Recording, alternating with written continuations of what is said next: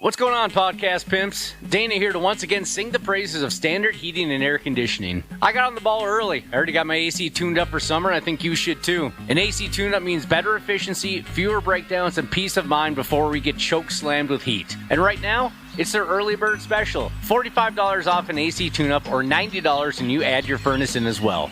Smart folks like me don't wait for the first 80-degree day. We plan ahead. Book by May 25th and check it off your list at standardheating.com. Providing the comfort you deserve since 1930. The 93X Half-Assed Morning Show. 93. Please go away. Let me sleep for the love of God. Hit it again, Cubby. One more Please time. Please go away. Let me sleep for the love of God. I love that. And we hear you. It's got to be a sleepy crowd out there. Oh, a little bit seepies. Late night last night for you jock huffers. 2 late playoff games. One for the Pigs, one for the Timberwolves. One went one way, one went the other. So, good morning. Morning. We're feeling it, by damn, we are. And we'll cover all that nonsense. We'll cover all of what happened last night later on this morning, but I think it's only right to acknowledge how a lot of us might be acting a little nuts. Please go away. Let me sleep for the love of God. We might be acting a little iffy this morning from a lack of rest. Jesus. Welcome to the show. Oh, Christ, what do we got going on later? Company? Yeah, a lot of company today. Dr. P. Jesus. C. Willie Missiles. And then someone's going to have to stay on my ass about our concert announcement at 8 o'clock this morning, because I will F this up. If you will, if you allow me to, I'll F this up. I made a little note. Did you? And so we'll be good, I think. Give me the signal. That's all you got to do at 8 a.m. If it appears like I'm not following, give me the signal. Yeah, we got to let you in on a show coming to town at 8 o'clock. A hint for you, in case you don't already know. This one's for the hardcores, son. It'll be too loud, but I think it'll be worth it. This one's for the hard nuts. This show ain't got no room for posers. Must be Captain Geach and the Shrimp Shack Shooters then. They're opening. We're allowed to give that information out. That's not the headliner, though.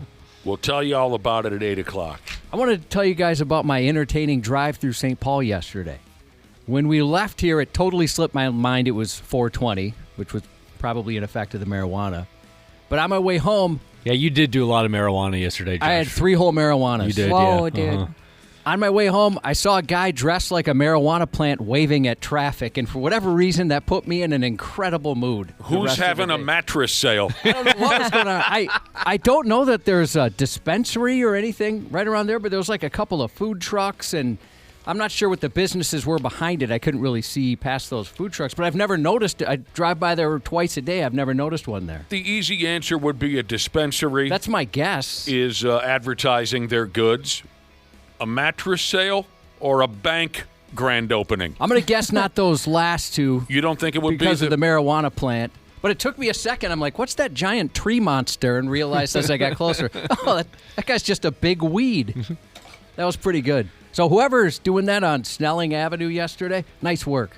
He waved to you and it made your morning? Oh, he was so enthusiastic out there. You know, he's probably high. Hooray! That helps. Illegal drugs, he was saying. Yeah, it was cool. Dangerous illegal drugs. Was that what he was hollering? I don't know. I couldn't hear him. I'm glad you enjoyed it. I'm surprised you didn't pull over and try to get to know this individual a little better. Yeah, I was pretty busy. Yeah, and there's a couple of food truck or some sort of big food truck looking things. It was tough to tell. I'm sure they're there for like munchies or whatever. Oh, that's great. By the way, everybody knows this concert. That's how it goes nowadays. Oh. People texting in, they know exactly the announcement. I don't care. Yeah. I don't care at all. I'm just going to do what we got to do. Because I'll tell you this, Cubby. If we surprise one person, that's good enough for me. It's worth it. That's worth it for me. One sorry swinging D. If we surprise one of them, I'm good with that. I'm someone who likes to wait for the gift or something. My wife is the opposite. She'll like, I just had my birthday a month ago. Happy birthday. Oh, thank you very much. Finally. She'll say, hey, I got your gift for next year. Do you want it? Or if Christmas, Christmas is coming up in a couple weeks. Do you want your gift? Like, she can't wait to receive or give gifts. Or I'm the opposite. I'm like, no, I'll wait for Christmas. Yeah, I can't wait. Yeah, I'm the same way. Are you guys really? I'm with Ashley and your wife. So sure. If I wouldn't Google it, meaning like if I heard, there's a concert announcement coming up, I like to wait for that suspense. Although it doesn't exist anymore. I figured, it's kind of like, hey, well, we have this great announcement, and people are like, yeah, we heard about it on Facebook yesterday, douchebag, that kind of thing. So you're the type that you can still get excited about little things like this. Oh, definitely. All right, good. We need more people out there like you. 8 a.m., that's the time to talk about this concert. Somebody's going to get their ass kicked. That's my prediction about this concert. Somebody. Willingly so, I bet. I bet they'll be into it. Like, that's the type of show you're like, kick my ass so I get the full experience. And it'll be a little older crowd. But still, someone's going to get their ass kicked. All right, speaking of all these effing ball games, the playoffs and such, there are much easier, less stressful competitions out there for regular folks to enjoy. You don't got to be a billion-dollar athlete. You don't got to be 7'4". You don't have to be gifted athletically. All kinds of competitions that we regular folks can get involved in. Now, maybe this is old news. It all sounds very hip and social media-y. So I'm probably the last guy in town to have heard about this because I'm not dialed into that scene. Did you know that folks are out there playing competitive rock, paper, by God, scissors? That's fun. I think we've even talked about that. Sounds like something from the Ocho. It does. Yeah. Yeah, it sounds like, I agree with you, Ashley. It sounds fun for maybe 5 minutes or so. Watching something like that. Maybe being a part of it's more interesting. But I bet Yeah, that's what I mostly meant was participating. because you picture like the Ocho and stuff, I do get kind of excited for these silly things and realize, all right, I'm pretty good. Right. I saw it now. There's a reason why it's on once a year. Yeah. Oh, I sure as hell couldn't watch it as a spectator sport. I was more directly talking about competing. Competitive rock, paper, scissors. So some of you knew that, some of you did not. Did you know that at least one of these rock, paper, F me running scissors contests dangled a $10,000 prize to the winner? That's crazy. 10 grand. That ain't bad. No, hell no, that ain't bad. I think Why even not? Heck. I think the second place winner even took home $5,500. Ashley, you're into competitive like billiards, right? Yeah. Are you still doing that? Yeah. What's the biggest prize for an event you've ever seen? Oh, God. Probably around the same. 10,000? Yeah, about 10 grand. Yeah. Oh, wow. Jesus. People Just play like at for- a local bar? I guess in a roundabout way, yeah. It's You usually have like played- a big like end of the year thing. You have played in a tournament? No, I have not. Oh. I was going to say, hell, me and some pals play for money on Saturday nights, and if you have a great night, you might bring home $35. Yeah. $10,000 for the competitive rock, paper, scissors tournament. 384 people turned out. It was a 3-day event. Now, according to history, when's the last time, Josh, we played a little game of In the History now? Too long. Long time. According to history, the game of rock, paper, scissors dates back to ancient China. You want to know the most common strategy? What's the proper word, Josh? Strategy? You want to know the most common strategy in rock, paper, scissors? Is it to use rock first? No strategy at all. Oh, Yeah.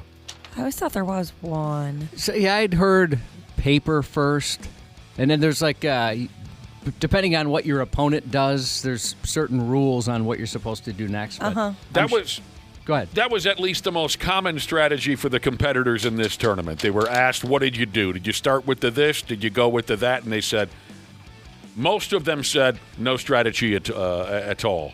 I would think if you're with people that are, I'm guessing, pretty good, that's probably the best way to go because everybody's heard, the strategies before. A 29-year-old guy who, during the day, is a veterinary assistant. A 29-year-old guy who works as a vet's assistant. He's the lucky dick who walked away with $10,000.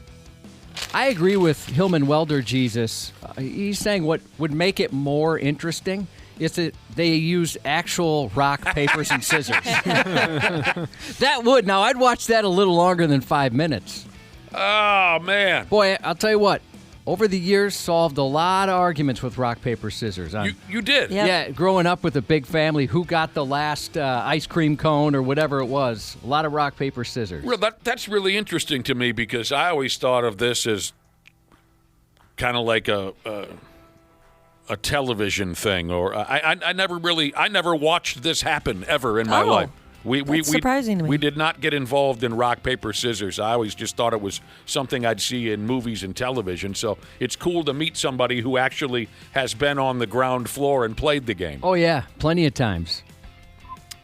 Well, to make you feel better, Josh, there are a couple of listeners who have texted in this morning to say they have zero idea what concert we'll be announcing at 8 a.m. There's drunk Uncle Firefighter Jesus. He said, I'm wide awake and patiently awaiting the concert announcement. I like that. It's a shared experience. I miss the shared experiences. Always tired Southern Minnesota welder Jesus. He says, I have no idea the concert that will be announced, so he'll be here for you.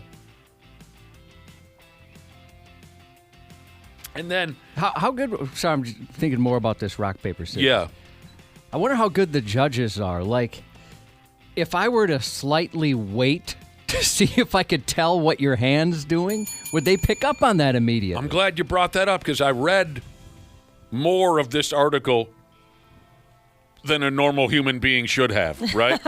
I read this article about competitive rock, paper, scissors, and I went deeper than I even thought I could. I surprised myself. There is a judge that stands right there with every matchup, and if somebody they want that sumbitch to be simultaneous, and if somebody does pop a little early and don't get cute with that, they'll make the competitors start all over again. It's got to be bing, bing, bing on the nuts. The timing has to be right. There is a judge who watches over I watched the whole schmear. I'm assuming we watched the same video from this article. I didn't watch any video. Oh, you didn't watch the video? Okay. No. The judge is looking very closely. He's kind of almost like bent over, like really paying attention. He's really staring at this thing. Is it that serious? Yeah. He's just looking at the hands. Oh, yeah. Right?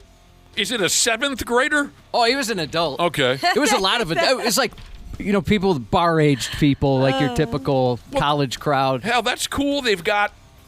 It's cool they've got 384 people that would show up for that. I wouldn't, but it's cool that they have it. For $10,000, you wouldn't show up? Probably not, no. People are holding up signs. I mean, the crowd was really into it. Let's go scissors. Yeah. What are they? But it's also really, maybe cool isn't the word, but interesting to me that they have a serious group of officials who would dedicate their day to making sure. Yeah, did they have to go to training for this? Now, $10,000 wouldn't be enough for me to show up at a rock, paper, scissors tournament. If it was something insane, $1 million, yeah, I would give it my best shot. Scissor me, Daddy! My God, I haven't thought about those boys in years. Oh, they were funny. What the hell were they called? The Acclaimed? The Acclaimed. Oh, my God, I used to watch those. They were hilarious. Scissor me, Daddy ass. And then,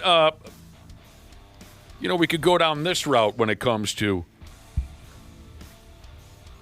off the beaten path type competitions. You don't have to be watching the NBA until 1 o'clock in the morning. You don't have to be watching the NHL until 11:30 at night to get your fix of competitions. This is not for the average schmuck. You got to be pert near a genius for this. I saw a video yesterday of a robot running a half marathon against humans. Usain Bolt. That's the internet joke about this guy. That's great. It's a cute little guy. Yeah. You prick. You had to come at me with the Usain Bolt. This is sorry. It's this freaky is to watch, isn't it? Oh, yeah. Is it not freaky? Oh, anytime I see those robots do anything these days, those super advanced ones, it's like, all right, well, James Cameron kind of predicted this with the Terminator. Now we're all dead. Oh, the karate robots rule. Mm-hmm. Those ones were awesome. What were you saying, Ashley? This is on the website. It's on 93x.com. The robot defeating all the humans in the half marathon? Super cool. Oh, God. Yeah, check that out. Some bitch, what did he beat every human being by an hour and a half or something. Little legs. It wasn't even close. It wasn't even friggin' close. All right.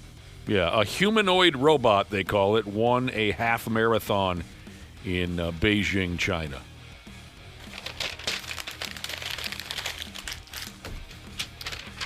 What else is going on? I wasn't sure I was going to be able to work today. Why? Yesterday afternoon, the dentist's office in my neighborhood, the entire staff of the dentist office, every one of them had a poke at me. They bombed my mouth like I was Angela White at the dentist's office yesterday. Do you have a cavity or something? No, I've never had a cavity. I'll show you a cavity. Me either. Cleanest yap in the county. Cool Kids Club. I've only had a half cavity. And I was so glad because my wife gets them. Impeccable oral hygiene. I brush once a day. Although I got into flossing lately thanks to Dental Babe Sheezus. So now I'm doing that, not every day, but pretty close. Good. And I've never had one, and they said, oh, you got one that might be kind of starting here. And I was happy because I could finally tell my wife, now I have kind of one. Because it wasn't really fair. I felt bad. And I think it kind of pissed her off a little bit. I wasn't sure I was going to be able to talk coherently on the program this morning because of the oral bombing that I took yesterday at the dentist's office. How many of you out there have, Josh, you're one, have received a crown? Is that what I call it? Yeah. Oh, I heard that. Those are painful. Both my front teeth, the two front chiclets there, they crowned their ass yesterday. And after it was over with, my front teeth felt so oversized. And I was still so numbed up by the, 37 shots of Novocaine that I took to my gum line, which is a lot of laughs for everybody involved. I didn't know if I thought I would go on the air sounding like Bugs F. and Bunny, but the things straightened themselves out. That was a poke, Cubby. I was telling you off air, I had the same thing where they made them a little too big, and it affected my speech. Yeah. Where they had to shave them down a little bit to make it better, but I had to relearn how to talk. I mean, it changed the way, like, especially S's and T's and things like that were a lot different. F.U. Jesus texted in, top or bottom? Top, my two front teeth That's how mine was, too. Are now at least temporarily crowned, and then I go in a few days and they permanently crown them. I'm not entirely sure how to speak this language, but it was a train wreck. That dentist was leaning all of his weight into that drill, or it was like a power sander. Oh, yeah. And then the burning smell, and then the light show with the laser guns and all that kind of stuff. God help us, I didn't think I was going to be able to make it out of there in one piece. So you got to go back. They did a good job. Like you had asked me if I noticed when you walked in. I wouldn't be able to tell at all had you not said something. Even now, I mean, it's tough to tell. Yeah, it looks pretty good. At first I thought, that doesn't really... But I guess it does look... Problem was, I guess my first... my two front teeth were falling apart on me. They were about ready to give way. You don't want that. No. So it was presented to me like this: $10,000 for implants or $1,200 or something like that. Half of that is covered by insurance for these crowns. Yeah, it wasn't that long ago. It wasn't that long ago. I was just kind of checking myself out in the mirror in the morning. I think I had just got done brushing my yapper, and I felt a little, I don't know, something in my mouth, a little piece of something. I thought maybe a bristle from my toothbrush had fallen off, or it was like a dried chunk of toothpaste. No, it was a piece of my tooth. Oh, that's so scary. A piece of my tooth just broke off so I guess they got her done. Now they fixed it. The doctor said, what do you call him again? The dentist said, don't be bobbing for apples or anything in the next few days. Yeah. Well, you got to be careful He with said, those. we're not done yet. Yeah, don't go eat some ribs or something like that. I had one chip quite easily on me. So, but that was so long ago, I'm sure the technology's incredible at this point. They told me my two front teeth had about a week to live, so they had to fix them. Did they close the gap, a listener asked. No. That was an option. But my wife told the dentist, don't you close that friggin' gap. Because that's part of what makes me so sexy, she says. Yeah, you got like a Madonna thing going on. It's hot stuff. She's known me for 38, 39 years. She said, I'm not going to... How am I supposed to talk to you with a straight face if you don't have a friggin' gap? That would be kind of weird. It would take an adjustment to God get used dang to. it, I should have filled the gap. You You might still be able to. Just to walk in and you guys would go, what the hell is this? Everybody I know would say, what? When What, did would George you just, Clooney start working here? Would you just add a tooth in there? You damn near have to. I don't know if they've got enough material in the back to fill this gap scheme. Coming with braces? I came close when I was a kid.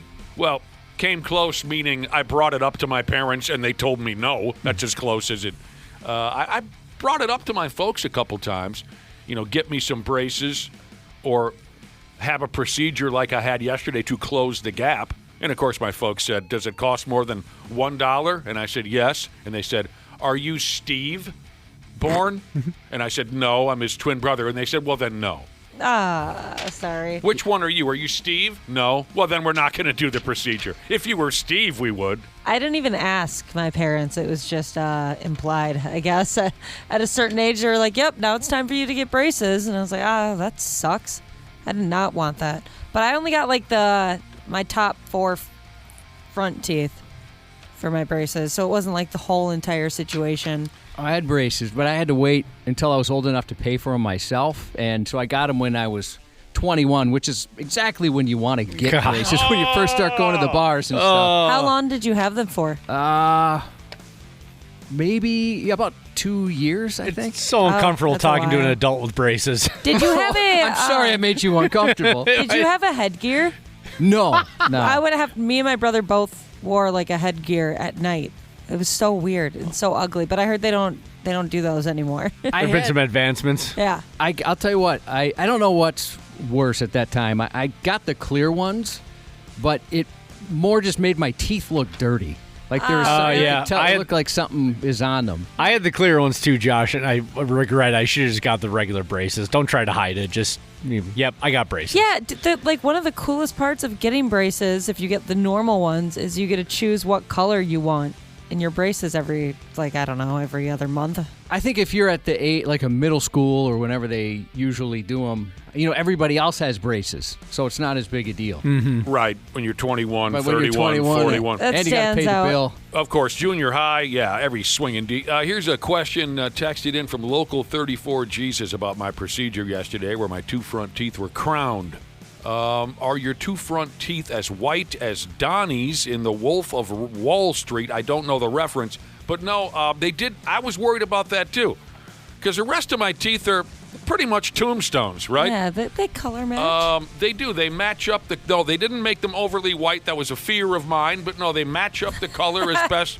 Have That you would gone look to hilarious. Have you gone to the people that make it yet? Make your new teeth? Oh no, I am I supposed to go somewhere now? Well, I did, and they go and they measure the color temperature of your teeth and all that kind of stuff, and they match it up perfectly. From what I understand, Cubby, they're doing that gimmick at another building I'm due back at the same dentist's office here in 5-6 days for the permanent final. But you went to a different building. Yeah, for different that. place. Yeah. Like the place that manufactures them. It's kind of cool. The guy gave me a tour and showed me how they do it. And there's just a bunch of people making perfect teeth for folks. Mediocre machinist Jesus texted in to say he's 28 years old. He hasn't been to the dentist since he was 13. He says, I'm going in this Friday for a couple of 5 fillings that I need. I am getting anxious as all balls as the days near. I hate the dentist, he says. Yeah, hell, there's a lot of yous out there. I was nervous about it, too, after not going to the dentist for 20 years. This is 3-4 years ago. I finally went back to the dentist after 20 years. I was nervous about it, too. You're going to be fine. But I get it. A lot of folks are real anxious about that scene. I'm actually pretty relaxed over there now. I don't really get too nervous about anything. Same here. I feel for folks that are very apprehensive about it or get uncomfortable. I mean, they have that sedation dentistry. Yeah, there's a place by me that's the majority of what they do. You walk in, they hit you as you're saying, hello, I have a 3 o'clock. They hit you in the jugular with a tranq dart. You see stars, you feel warm, and then you wake up and the procedure is over. You feel a little bit of warmth. Great. Before you pass out, you feel very warm. And just like being mugged in a similar situation, you wake up and you have a lot less money than before you passed out. But this is more legit. Yeah, I mean, the 37 direct needles to my gum line was not altogether comfortable yesterday. It was not. But, my toes curl a little bit. I don't know. I'm able to keep my composure over there.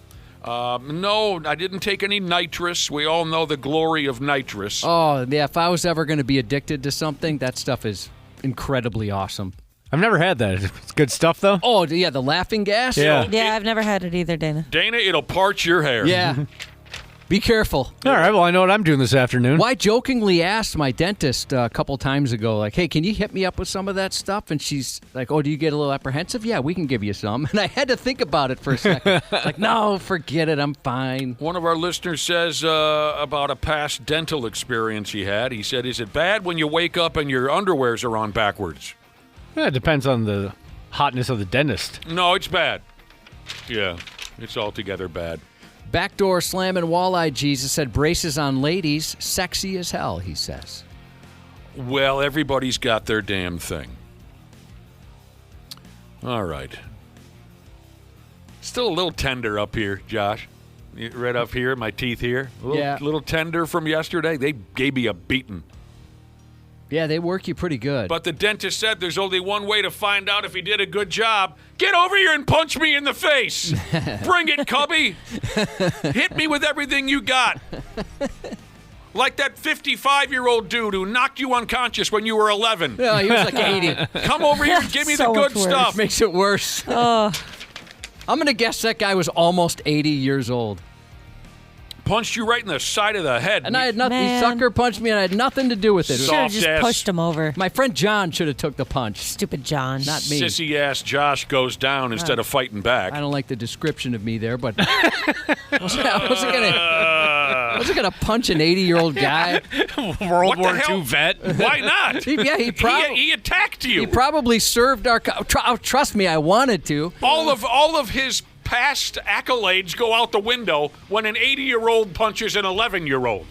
Yeah. I have nothing but respect for my elders, but I don't care who you are. You punch an 11-year-old in the face, he should have gotten some of that back. I get pretty decent at controlling my temper, and I did throw my bike. I was so, I had all this anger and energy, and I wanted to take it out on the guy, and I realized, and his wife's crying. I mean, it was a bad situation. That's so ridiculous. You should have given him some of that back. So basically, we were biking through a parking lot of an old folks' home. We used to bike everywhere, and this guy didn't like it, and he came over and talked to me and 3 of my friends, and I was standing right next to the old guy. He was a little bit behind. Now I know. No, you don't let an old guy take a tactical position on you. Riding around on those bicycles. Get off my lawn. A buddy of mine was very lippy, and I was even saying, all right, let's just go. Let's go. What's the big deal? We don't have to yell at this guy. Let's go.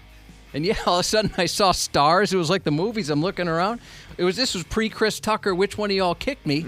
That's the situation. Man. Oh, man, that was difficult to hold on to the rage there. He That's kicked so your crazy. ass. He did. Why is his wife crying? Because He's the one that's punching kids. that's why she's crying. Yeah, I think exactly. she wasn't happy with his response. Oh, Lord. She was worried about what we were going to do. She's been dealing with him for 65 years, that guy. I would leave.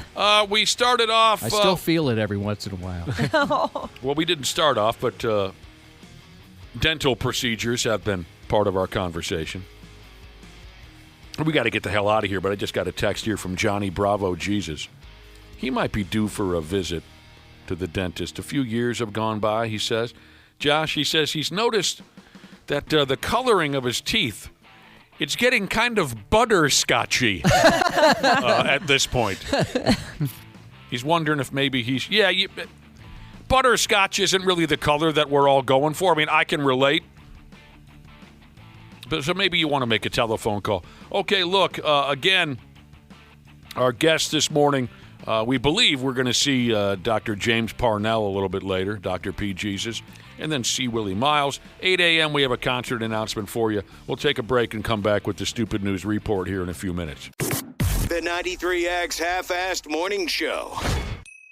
What's going on, podcast pimps? Dana here to once again sing the praises of standard heating and air conditioning. I got on the ball early. I already got my AC tuned up for summer, and I think you should too. An AC tune-up means better efficiency, fewer breakdowns, and peace of mind before we get choke slammed with heat. And right now, it's their early bird special. $45 off an AC tune-up or $90 and you add your furnace in as well. Smart folks like me don't wait for the first 80-degree day. We plan ahead. Book by May 25th and check it off your list at standardheating.com. Providing the comfort you deserve since 1930. Years of hard work, and now you've got pain in your back, your shoulders, your knees, maybe your joints. You need help. Randy Shaver here with the answer. Dave Bialke. He's got over 30 years experience in getting workers' compensation benefits for people just like you. Don't suffer. Call Bialke Law today. 763-571-2410 or go to bialkelaw.com. That's BIALKE law.com. And it spells relief for you.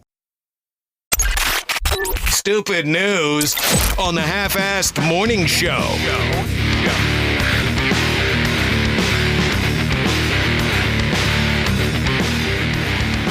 Word up. Yeah, we got to talking earlier about trips to the dentist's office.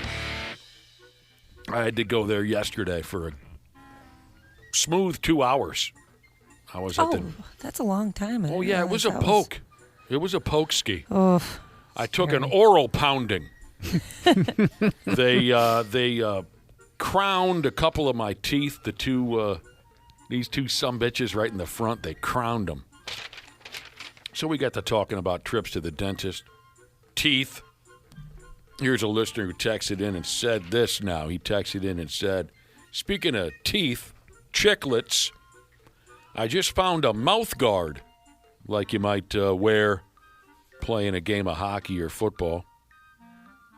He said, "I just found a mouth guard on the ground at the car wash. I wonder if it will fit me." I guess there's one way to find out. Don't do that. That's from Streaks for Weeks Window Washing by Damn Jesus. Lucky day for him. Found a mouth guard. Some of those can be kind of expensive if you have the custom ones made. Oh, custom mouth guards? Yeah. I hear you. You got some dental work they got to work around. Gosh, for some reason that always annoyed me. Like when they had, when my parents had to boil the mouth guard for my brother because like I couldn't use the stove at that time because they didn't want me to burn myself with the. It always pissed me off. You couldn't give your parents and your brother 5 minutes on the stove? It felt like it took forever. I don't know why. That was just. I remember that being so inconvenient. What the hell is the matter with you? All right, yeah. Sons of bitches, what can we do here? We can go headlong into the Stupid News Report. Effing strippers, man. They deal with so many J-Brones. I love strippers. I don't know how they do it. That would drive me crazy having to deal with a-holes. I think any customer service job would be tough, especially nowadays, it seems. But yeah, especially the stripper thing. Sorry for saying especially so many times. You add liquor and cocaine and confidence and I don't know how that, like the rest of you, I don't know how the hell the strippers deal with all the J-Brones. I agree. I've been asked many times to perform as a stripper, and I just couldn't put up with it. I just say no. And you know what? Tassels look terrible on you. They do. There's the drunk J-Brone. There's the high roller, big shot, douchebag J-Brone. How about the J-Brone that can't keep his filthy hands to himself? The dancing girls, the strippers. I know some of you are probably saying, well, they make a lot of money. And that's great. I just don't know how they can be so patient. If I were a stripper, I'd end up karate kicking a dude in the jaw with those big 8-inch heels, Cubby. Yep. I would never ask. It's a rude question, but I've heard some of those strippers can make a few grand a weekend. That's awesome. Good for them. This is not the first time I wished I was a hot chick. I don't know if I'd ever have the courage to get up there and do that, but a few grand a weekend? I'd take that 8-inch high heel there on my my sexy foot, and wah-pa, I would. And I'd look hot doing it, too. I'd kick a dude right in the jaw. So here's a deal for you. It's a video, and it's going round and round. And this is effing bizarre. Frightening as well. Something out of the far southeastern United States. At a boom boom room down that way, a full-on stinking lunatic walked into the nudie bar. And it turned out very, very weird. So the whole story is like this here. Jay Brown comes into the topless joint. Later on, everyone found out he's a 44-year-old feller called Jeffrey. So he dangled there for a little while. Got a lap dance over here. He got a lap dance over there. And then he left. A few hours later, Jabroni comes back into the bar. But he was looking a little different than before. This time, he's not wearing a shirt. It's a bad sign. That is a bad sign. He's no longer wearing a shirt. He's got a mask over his mug and a hat on top of his dome. Okay? He walks in. He grabs one of the strippers by her hairdo. He pulls a pair of scissors out of his pocket, and he cuts a big pile of hair out of the gal's noggin, and then he ran like the wind. I mean, this is like a suicide by security guard situation. You're going to get killed at one of those places. This guy got out of there without being touched. Have you ever scissored a stripper? This is on video. I'm sorry, what was the question? Have you ever scissored a stripper in your day? Like this guy did? Similar. Yeah. Question. Yes. You've told the story about the lady who asked you to help her groom. Was she a stripper, the lady who you helped groom? She was not a stripper. Ah, dang it. But she was involved in gymnastics. Well, that's pretty cool. That's hot. Oh, you're telling me. Yeah, people seem to like that. So dude walks in. He's got no shirt on. He's got a mask on his face. He grabs a lady, a professional dancer, pulls the scissors out of his pocket, cuts her hairdo loose, stuffs the hair. I forgot to mention this part. He stuffed the hair and the scissors back into his pocket. Oh, he kept the hair? Yeah. Oh. That's the whole point. And he ran like a son of a bitch. He needs it for later. I need this. Naturally, the stripper who got attacked by this whack bag was terrified. Terrified. The police were called, and they found Psycho Balls, Jeffrey, a few miles from the club, walking down the road like the sad-ass maniac that he is. Just walking down the road. The club, of course, knew his name and address and everything because, as you know, he had come into the Boom Boom room earlier that night. He got a couple of dances and whatnot, so they had a copy of his driver's license. Of course, Jeffrey was hammered out of his mind, and he'd been dumping amphetamines into his system all night as well, and he's all done. The cops dumped aggravated battery charges on him, battery with a deadly weapon, all of that. God help us all. God help the dancing girls. No kidding. It does seem like a dangerous job. This guy should go away for a while. Learn his lesson, maybe. Well, a guy like that probably isn't going to learn his lesson. No, probably not. I want to know what he was going to do with it. The hair? Yeah. I bet you could probably guess, actually. Make a stripper doll at home or something? Yeah. Develop a relationship, that kind of thing? I agree with Josh. I think he was going to make a stripper doll. Like a voodoo doll. Voodoo could be part of what he does with the doll. I'm guessing he cuts a hole in that doll. Yeah. They all probably have a surprised expression on their face. It all comes back to masturbating. Yeah. A lot of life does. Dana, you lived in basically the Bates Motel there, your room at St. Cloud State, I'd imagine. You're not wrong. Again, I feel the need to tell my favorite strip joint story. I think this is my favorite. You know, I mentioned all the different jabronis that strippers have to deal with. The drunk kid who's been 21 for an hour and a half. The big shot douchebag with all the money. Hey, look at me. Come over and see. You better come see me. I'm the guy with the money. You got the guys who can't keep their hands to themselves. I'm at the Boom Boom Room years ago. I'm jaw-jacking with the manager because I knew the guy. And here comes a dude who looked like mid-'80s Ric Flair.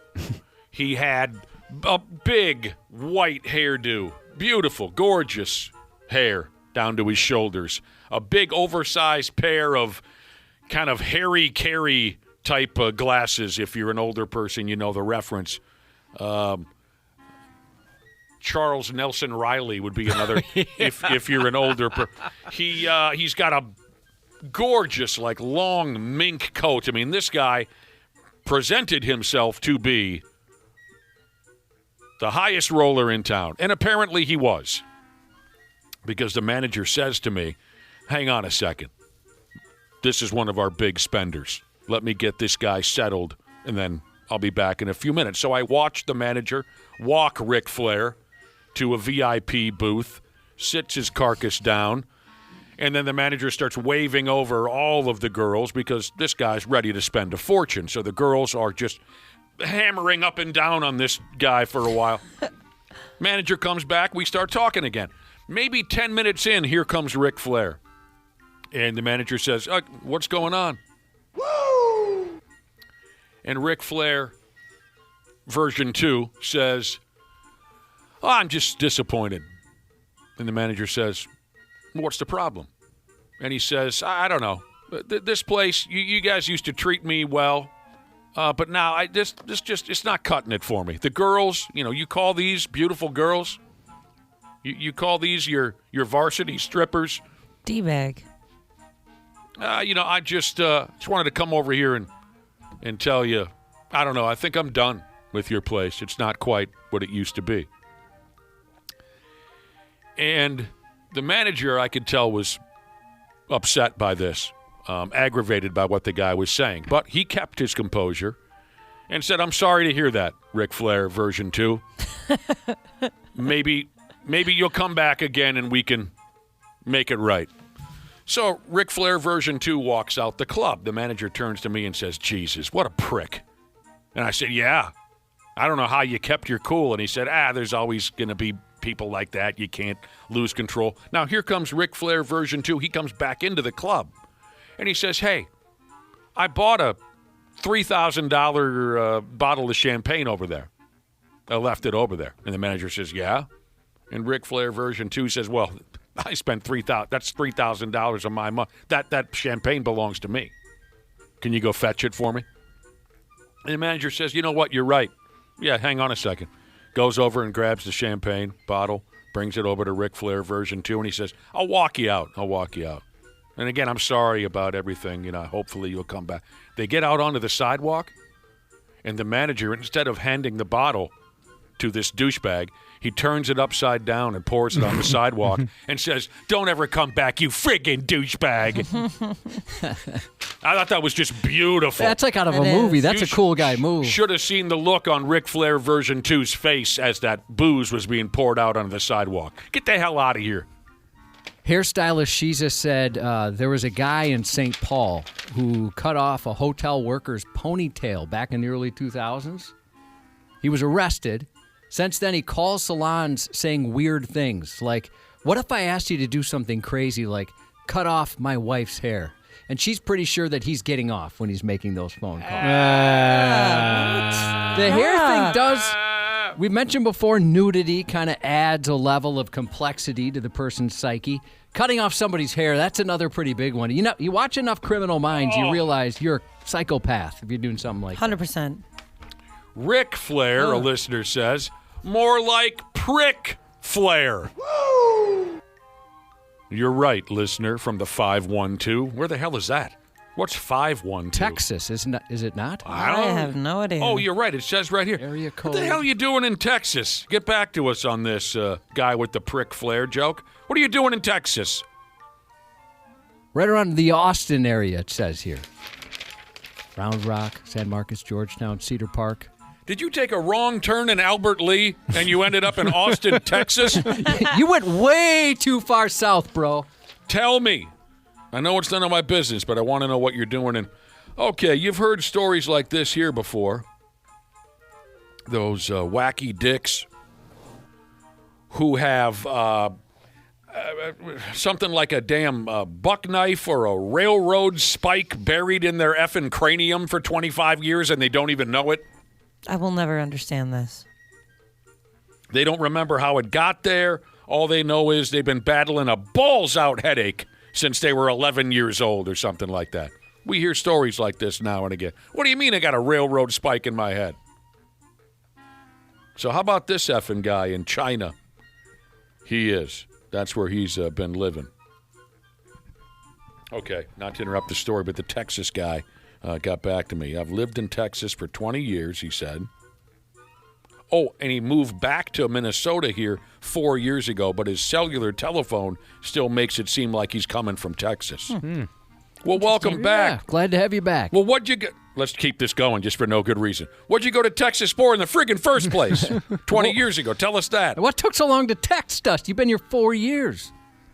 Yeah, I know a few people who have area codes from out of state. Our boss does still.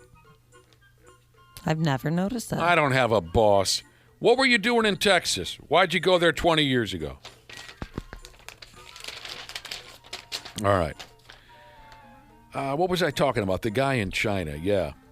He's been living in China, and also he's been living for the last 8 years with a metal chopstick lodged in his throat. Those are big, dude. What? What? And the bastard just now finally had the chopstick dragged out of there. I'm assuming you saw the X-ray? No, I did not. Oh, how? I don't understand how this is physically possible to live with for 8 minutes. He knows that hurt. He knows it. Much less 8 years. It's a 6-incher. Oh, I mean, it's outrageous. 6 inches, way too big. I mean, what are you doing with that thing? Oh, okay, the Texas guy got back to us. What's up? This story about this Chinese guy we might be here for a while. We might save it for tomorrow. Because I want Texas updates. He graduated from high school. Where'd you graduate from? I'm kidding. He graduated from high school. His dad got a job transfer to Houston. They gave me the choice of staying up here in Minnesota or moving down with his folks. You followed your parents to Texas. That's cute. Yeah. And again, welcome back to Minnesota 4 years ago. We're happy to have you. Okay. 8 years, Chinese guy. He's got a 6-inch metal chopstick lodged in his throat. And I'll be damned. His name is Mr. Wang. I know a Mr. Wang. We just call him Wang. He's a good pal of mine. He hasn't earned enough respect from anyone in town to be called Mr. Wang. But anyways, this Mr. Wang from China, he's up to 46 years old already. He's got the same kind of setup as the others you've heard before. Similar stories to this. He's got kind of the same setup. He goes off to the doctor after having a world-class sore throat for 8 years. Oh, that stresses me out. Like 8 weeks, 8 days. I'd be in there. He told the doctor, he said, it hurts like an old bitch. I can imagine. And it feels like there's something or another in there, in my throat. And the doctor took a look and said, well, yeah, stupid ass. You got a 6-inch long chopstick sitting sideways in your friggin' windpipe. Are you guys decent with chopsticks? I'm pretty good. I am. I'm not. We were at a Thai restaurant over the weekend, and all they had there were chopsticks. And I thought, oh no, I'm not gonna be able to eat. I'm gonna have to eat with my hands in front of people. Yeah, I made myself get good at it because I always thought it was cool when I saw it in movies. It so does I look practiced. cool. Never tried it. I was at a Thai restaurant once, Josh, and when they brought the food out, they give you the chopsticks, but for me, they just must have just judged the way I was dressed, the way I looked, and they just handed me silverware. He's a fork guy. Yeah, he's a fork guy. They looked at me and they said, yep, fork guy for sure. Somebody went through so much trouble to create that fork, and the design all the way up to the production. It feels like really a betrayal not to get a fork. I wish I was better. I tried for a couple seconds and thought, this isn't going to work. Yeah, when you're bad at it and you get like just the tiniest little bite, it's just not worth it. What the hell's the matter with you? I eat Chinese food with a spoon. Yeah, so does my husband. Yes, I shovel it in. I can't get it in my friggin' hole fast enough. I love that Chinese food. I use the fattest spoon that we've got in the kitchen. I don't know if I've ever seen that. Oh, dude. All right. Mr. Wang. Again, he says, my throat hurts, and it's been hurting for 8 years, and it almost feels like something's in there. And the doctor said, yes, there is something. It's a 6-inch long friggin', how do you call it again, chopstick. And Mr. Wang said, oh, that old thing. Yeah, I accidentally deep-throated that pig around 8 years ago. He had forgotten about it. I hate you. So, all the times his throat felt like it was on fire over an 8-year stretch, he never considered that swallowed chopstick might be the problem. I mean, he forgot about it. Is Mr. Wang a friggin' moron or something? Gosh, it kind of seems that way, doesn't it? So this is often part of these types of stories, isn't it? Right here. This often comes into play with these types of stories. Mr. Wang told the doctor that he couldn't exactly remember how he ended up blowing a chopstick. Couldn't really remember it. He did mention that around 8 years ago, he also had a crippling drinking problem. There we go. Makes sense. Yep. That's what I was looking for. He told the doctor, I'm not sure how that chopstick got into my throat, but I used to get real effed up back in those days, he said. Also, Mr. Wang told his doctor that back 8 years ago, when it originally happened, when he swallowed that chopstick, he did see a doctor almost immediately who offered to remove the chopstick from his windpipe. But since it wasn't bothering his breathing, Mr. Wang chose to leave it in there. How did you forget about all of this? So I guess now we know Mr. Wang is a friggin' moron. I mean, you understand when somebody gets if this was the same thing, the metal chopstick in the brain, because it might have penetrated the part of your brain that tells you there's a metal chopstick in your head. Right. But swallowing something like that, I can't even imagine. I mean, even keistering it, you can maybe get by. But having that in your throat the entire time? So for 8 years, Mr. Wang, well, number one, he cut down on his drinking, he said. He went on with his miserable life, apparently forgot about the chopstick until recently because it really started to hurt like hell. So it's all over now. A surgeon sucked that chopstick out of his body.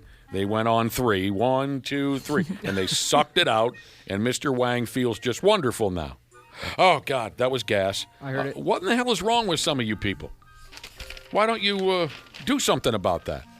I almost swallowed a toothpick, and I can't even imagine. Oh, That's scary. Moving up to a chopstick. Yeah, I was trying to do. What movie was that where the guy was trying to flip it with his tongue? It was an 80s movie. And he gets it trapped. Yeah, and he gets it stuck. You know what I'm talking? You can. Yes, think I of the do. scene? I can picture the scene where a guy is flipping a chopstick around on his tongue. 651-989-9393 if you can help us out. Shoot. And I thought, man, that'd be cool to learn how to do that. And I almost choked on that thing. This is going to be good. I'm looking forward to the answer. I've inhaled a Lego piece before. Swallowed it whole. Just a small one, just That's a one easy piecer. to do, I bet. Yeah. I have a friend who did that. Wasn't too worried about it. He had to go to the doctor for that type Oh, of really? Yep. I didn't. Josh! What? We have answers. What is it? You want me to give it to you? Yeah. Uncle Buck! Oh, yeah, that's right. Uncle Buck. That's a great movie. That is a good movie. What's his name? John Candy's at the bowling alley. That's right. Thank you so much. Some dickhead he's jaw-jacking with at the bowling, and then the toothpick is... There's a John Candy documentary that came out a few months ago, and it's absolutely fantastic, and will absolutely make you cry. Eyeballed. Is it called? Eyeball. Is it called Overrated? Oh, come on, Are you dude. serious? Of course I'm kidding you. Oh, I was jeez. going to say, Gullible holy bastards. You had me wait, going there. Sometimes you don't like. I just get sensitive when it comes to John Candy. Of course, he was awesome. I loved Oh every... man, yeah, I'm with you, Dana. I got scared. There was I was watching him on SCTV when I was 9 years old. okay. Oh, he was a riot. That makes sense. You've talked about him before. I was close to walking out of the studio. I made a mistake if I watched the new Ozzy documentary and then I watched the John Candy one back to back. I was crushed. Man. That was the dumbest decision I've ever made. Jesus, I was bawling harder than each one got worse. Did you just sleep until 2 o'clock the next afternoon because you were too depressed to get out of bed? Life sucks. Yeah, They don't make celebrities like they used to. I'm never getting out of bed again. That John Candy one, especially. And I remember I'm turning to my wife crying and like going, I just hope he knows while he was alive how loved he was. I hope he felt it because it seemed like when you watch the documentary, he didn't. That really kicked your ass. Yeah, it did. Yeah, That and the jeez. Ozzy one, they got me big time. Josh, that reminds me of the time when there was a Mr. Rogers documentary that came about 7-8 years ago, and me and my ex went and saw it in the theater, and we're just bawling. We're like, why did we decide to see this in public? Oh, yes. I think I heard this, too. Thank you, Daniel. The John Candy documentary done by Ryan Reynolds, wasn't that? Yeah. That sounds right. Mm-hmm. Oh, it was great. Yeah, absolutely fantastic. All right, we got a weird one here, and then we got to move on. As far as the stupid news report goes, we've now moved on over to Japan. They can be a little different in Japan.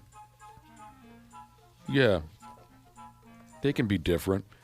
Let's see if we can figure this one out. A dude in his 40s, he's a sergeant at the neighborhood fire department. He got himself suspended last week because he's been forcing his coworkers to play board games with him. Okay, that's cool. What kind of board games are you talking about? You will play with me. During work hours, he's been forcing his coworkers to play board games with him. I've never heard of. Here's what makes the whole vibe much weirder than you're picturing in your head. This sergeant character wasn't pushing familiar popular board games on his coworkers, like, say, Scrabble or Monopoly, which is from a movie called I Love You to Death, starring Kevin Kline. And what's the name of the gal who voices Marge Simpson? Julie Kavnar? Is that right? Yeah, No, that's correct. Sorry, forget that. Forget I said that. What's the name of the gal who was Tracy Ullman? It's Kevin Kline, Tracy Ullman, the Phoenix Kid that died. River? Keanu Reeves, William Hurt. It's one of the funniest movies ever, and I'm sure you folks haven't seen it. It's called I Love You to Death. Oh, I've seen it. But there's the younger people I meant, Cubby. No, haven't. It's incredibly funny, and you're missing out. But at one point, Kevin Kline's character picks up the board game, and he says, "Who wants to play Monopoly?" Anyway, these weren't regular board games that this sergeant was pushing at the fire department on his coworkers. This sergeant character, these were board games that he had developed himself. Oh. He made them up himself. When he had free time at home, he made up his own board games, and he wanted his coworkers to test play the games because he thinks he has a future as a board game designer. It's like your buddy who brewed So some beer bad. in his bathtub and is like, "Here, you got to try my beer." Dude, that's so bad. But yeah, forcing your employees to drink Yeah. that beer or He whatever. tortured his poor coworkers over and over again. Try this, play this. What do you think of this? I want to get into more board games. We don't really, we rarely play. The last board game we really got into was the Super Mario Monopoly, Oh yeah, I got that too. which is I like that because there's a built-in ending. You want to get into more board games? Yeah, like have a board game night. You guys want to come over for board Just game when night? you I would think, love that. Just when you think a guy couldn't be more dangerous. So more or less, he was giving everybody the effing creeps over his obsession with this weird-ass homemade board game. Yeah. There were over 10 different type of board games he was pushing, all originals, all that he created at home on blank pieces of paper. Give it a rest, for Christ's sake. Yeah, I mean he's making them play with it. Yeah, I'm scared. Deep I'm scared of down, him. I got to admit, deep down, it's kind of cool, I think, that this guy has this unique hobby. I will say that. But if you're climbing up everybody's ass all the time at the firehouse, forcing them all to sit down and play your homemade jump to conclusions board game, people are going to friggin' snap. Now, the thing is, the sergeant guy, he knows he's become an intolerable moron. He's very sorry for this. He's very embarrassed. He wants to come back to work real bad. He promises he'll let his coworkers work without breathing down their necks with his latest dumb game idea. So I hope he gets another chance.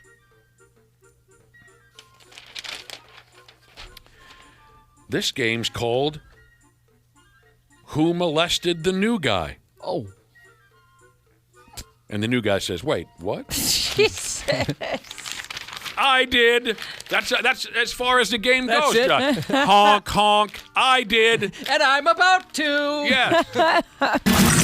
Sports on the 93X Half-Assed Morning Show. Boldy has the puck, centering pass, loose. The net empty at the other end. A rolling puck towards it, and it's in! It curled in for the insurance goal for Dallas. 2 days in a row? Sorry. Any empty net goal is going to make it on the air. Is this all the playoffs are going to be for me? Yes. Is audio of friggin' empty net goals? Welcome to hell. Come on, man. I mean, what's the play that decided the game? That's the best. No, it was not the play that decided the game. The third goal was the deciding goal. Yeah, they didn't need it, They did not need it. but they took it, which is good for us. This is going to be my friggin'... This is going to be the death of me, isn't it? You know, Whether the Pigs move on in this round or not, all hockey playoff, you pricks are going to play empty net goal highlights for me until my heart gives way. and when the series wraps up, we could put together a little montage of empty net Yes. goal. Maybe just from around the entire league, not just this series. Well, that's what I'm saying. Yeah, I can see, even if the Pigs don't make it, you guys are going to empty net goal me to death. And, yeah, Josh, I could see you putting together a best of. What's the equivalent in the NBA? Is there anything that you just think is... A technical free throw. Oh, okay. Yeah, when you're all by yourself at Yeah. the Oh, yeah, Yeah. sure. the one technical free throw for an illegal defense. That's the equivalent in the National Basketball Association. Yeah, the Pigs got beat last night. Dallas came out with a little more heat and beat them by a final of 3-2, 4-2. Hey, it's going to be a great series. It's going to be a great series. Boy, did that goaltender for Dallas pull a couple of... He pulled a couple of saves out of his keister. He was on one. It was He was impressive. awesome. There was even a couple so good where you could tell he's like, oh my gosh, I can't believe I even Right? did that. That was me? I did that? That was incredible. Our beer league goaltender would do that once in a while. He'd make a glove save and then look into his glove. Yeah. Is that real? That's the game puck? I didn't just have that in there from earlier? What the hell happened there? I had my eyes closed. I just kind of swept at it. And Stars win game 2. Wolves. Timberwolves. Got a win last night. Jesus, the beginning of that ball game, I was only able to watch a half. I was only able to watch the first half. By then it was near 11 o'clock in the friggin' godforsaken evening. The first quarter, they looked like they had absolutely no idea what they were doing there. Why are we here? What are we supposed to do? They were so friggin' bad in the first quarter. They got to win. It was ballsy. Twins start a series tonight. We'll get all buck wild with this in a half hour when Randy Shaver pops by. Josh is coming up with some more news. The 93 Ags Half-Assed Morning Show.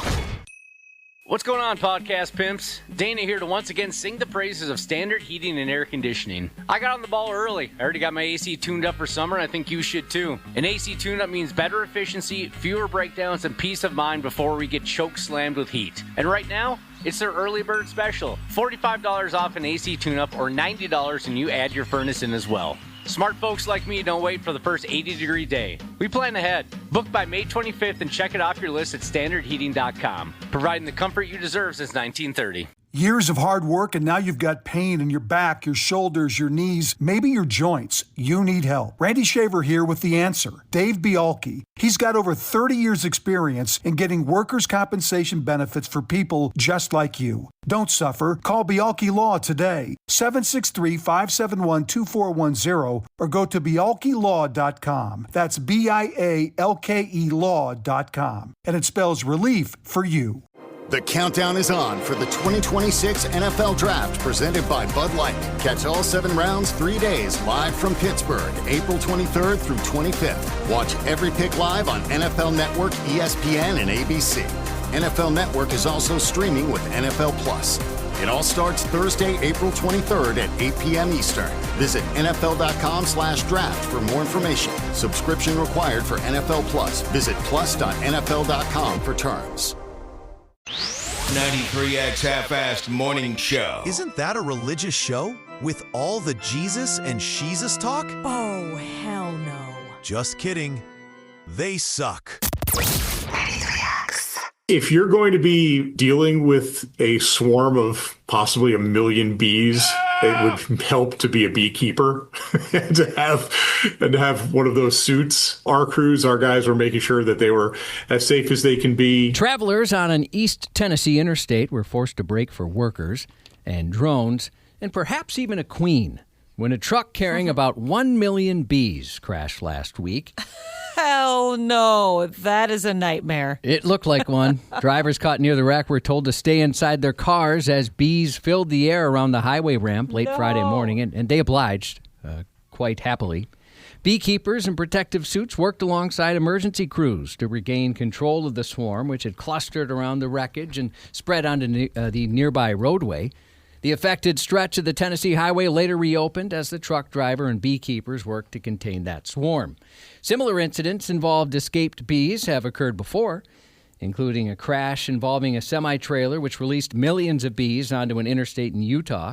The Virginia Department of Transportation commiserated on social media with the most recent bee spill by recalling a similar 2018 crash in their state. And another similar incident occurred just 3 weeks ago in Oregon. In that situation, a semi-truck hauling millions of bees overturned, blocking the highway. That one took a while to clean, though. 3 days after the crash, beekeepers were still trying to recapture the insects. No, thank you. Get yourself a big old bottle of Mountain Dew or a couple of apple cores, and those sumbitches will all gather right there. That's how when I was living in a garbage townhome years ago, and I had wasps living in the walls of my townhome. They could get in from the outside because of some deterioration in the structure. The building was garbage. I had them living in the walls. So, Josh, I would sit on my deck and I would put like a bottle of Mountain Dew or a couple of old apple cores out there, and they'd all come running. And then I'd spray them with some WD-40 or whatever I had handy and watch them struggle and die. That's crazy. We had a crabapple tree, and when those things would fall and reek, by the way, if you don't pick them up right away, that was a bee-nado for sure.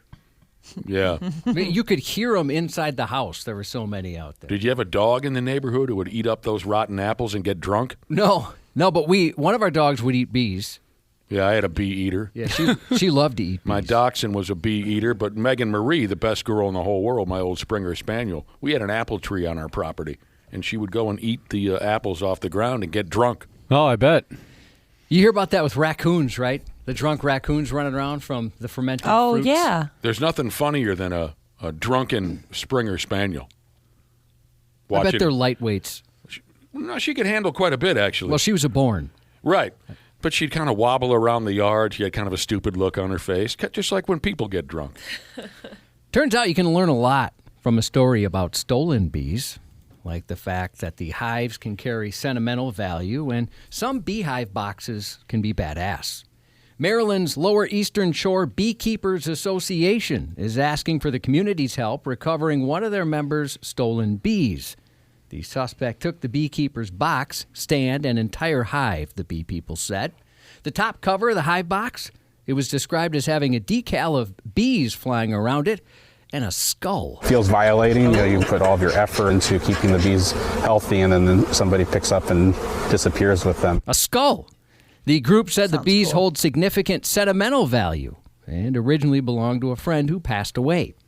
The Lower Eastern Shore Beekeepers Association is offering $500 for the safe return of those bees or information leading to their recovery. The Lower Eastern Shore Beekeepers Association. Yeah. They're heartbroken. Well, I'm sorry to hear that. As an aside, out of respect to my best friend in the whole world, Nick, I removed all the bee puns from the story I originally wanted to include. Man. Well, I was waiting for you to say sting this or, I don't know, hive that. I took them all out. For example, you never heard me say a buzzworthy story or bee on the lookout or unbelievable or locals are going apiary or a police sting operation or hive never heard of such a thing. Or they have honeyed memories of their friend. Police are looking for the public to spill the bees, and buzzkill. None of those made it in the story out of respect. About 1,000 animal welfare activists showed up Saturday morning to make a grand entrance at a Wisconsin beagle breeding and research facility. Beagle, I get it. Another pun. That's right. I had another story about boobs, but I had to ditch it for time, so there's going to be a boobies pun in there, too. They found the welcome mat replaced with manure, metal, and a firm no. Dane County Sheriff Kevin Barrett said in a video statement that 300 to 400 protesters were violently trying to break into the property and assault officers. Again, there was over 1,000 there. He added that demonstrators ignored designated areas for peaceful protests and blocked roads, preventing emergency vehicles from getting through. This is not a peaceful protest, he said. I want to first start off by empathizing with everyone out there that cares about animals and their well-being. But when people start breaking in and breaking the law, we have to intervene to keep and maintain the peace. Protesters pressed forward. That's very dramatic. I didn't like the end there. Oh, yeah, he was very dramatic. He digs the way he talks. Yeah. Protesters pressed forward with determined, if somewhat doodoo-defying determination, attempting to cross barricades, which included a manure-filled trench, hay bales, and a barbed wire fence. Even so, some protesters did get through the fence and were unable to enter the facility, however, where there's an estimated 2,000 beagles being kept. Police also say organizers employed a little schedule subterfuge, publicly stating Sunday was dog seizing day, then showing up a day early instead, hoping to catch cops off guard. The weekend's protest actually marked the second such attempt in as many months to liberate those beagles. Saturday's confrontation follows a March 15th break-in at the same facility, which has faced allegations of abuse. The facility, for its part, denies mistreating animals, but has agreed to relinquish its state breeding license effective in July as part of a deal to avoid prosecution on animal mistreatment charges. Boy, what kind of damage do you take to your hearing if you're hanging around a building with 1,000 beagles? I can't even imagine. I mean, one of them will knock your D in the dirt with how loud they can be. Just going to like a humane society or something. Seriously. Can be pretty loud. You can hear them from across town. Tomorrow, by the way, is National Beagle Day. Oh, wonderful. We got that to look forward to. Out of respect to my best friend in the entire world, Nick. So what are you saying? You don't have any respect for me? No, I'm saying out of respect, I took out all the dog puns. But then you from the then you situation. dump the dog puns out when the story is over, which tells me you don't have any respect for me. Well, no, you're misreading the situation. You see, I'm telling you. Give us the puns. He's Go confused. ahead. I'm telling you the I'm ones. not confused at all. I think I understand exactly what's going on around here. Oh, no, you're taking that the wrong way. See, what I'm doing is I want you to know how much I love you by saying I didn't include things like it was a rough situation or a real dogged effort or positively determined or no ifs, ands, or muts, a bone of contention, or blocked access to the parking lot. I didn't say any of those things. You're forgetting, Josh. Because I love you, bruh. You're forgetting, Josh, that two can play. And who would have thought that this was going to be the breaking point in our relationship? But you're forgetting that I also have a live microphone. Two can play this game. Cream pie, cream pie, cream pie. Cream pie, cream pie, double cream pie, grandma cream pie. Dead person cream pie. Oh, no. Grandma cream pie. Grandma cream pie is You know what I said. I'm going to, like some sort of assassin, I'm going to have to take little bits of a poison each day to eventually become immune to it. I'm going to have to my mantra has to be cream pie for a while so it doesn't bother me. We're both going to have to grow some type of shield if this game is to continue. Yeah. Some type of extra layer of skin here. Or we're not going to make it. We could fracture. Yeah. Oh, God, that term is just so descriptive and so gross. Especially when you add grandma to it. Yeah. Makes it worse. Ankle-deep cream pie. Oh, man. Back in the day, a safari guide who once said he'd rather be killed by an elephant than ever shoot one proved that by being killed by an elephant without ever firing a shot, despite being armed. The elephant suddenly emerged and charged at Gary Freeman as he was leading a tour group in South Africa April 9th. Freeman, identified as the owner of the reserve, was killed after the elephant charged. He tried to scare it off by waving the revolver he was carrying. Well, they don't know what that means. I was wondering that. Like, do they have gun safety training? No. Oh, no, he's got a gun. They don't understand the significance of that. He did live up to his word, though, and he refused to shoot and was ultimately attacked by the 8,000-pound wall of wrinkled rage bearing down on him. There's no evidence that suggests the firearm was used, a police spokesperson said. After the reserve announced his death on Facebook, tributes poured in, including from community members who said he told them he would rather be killed by an elephant than shoot one. So then do you think deep down in his dying moment, he had that in mind?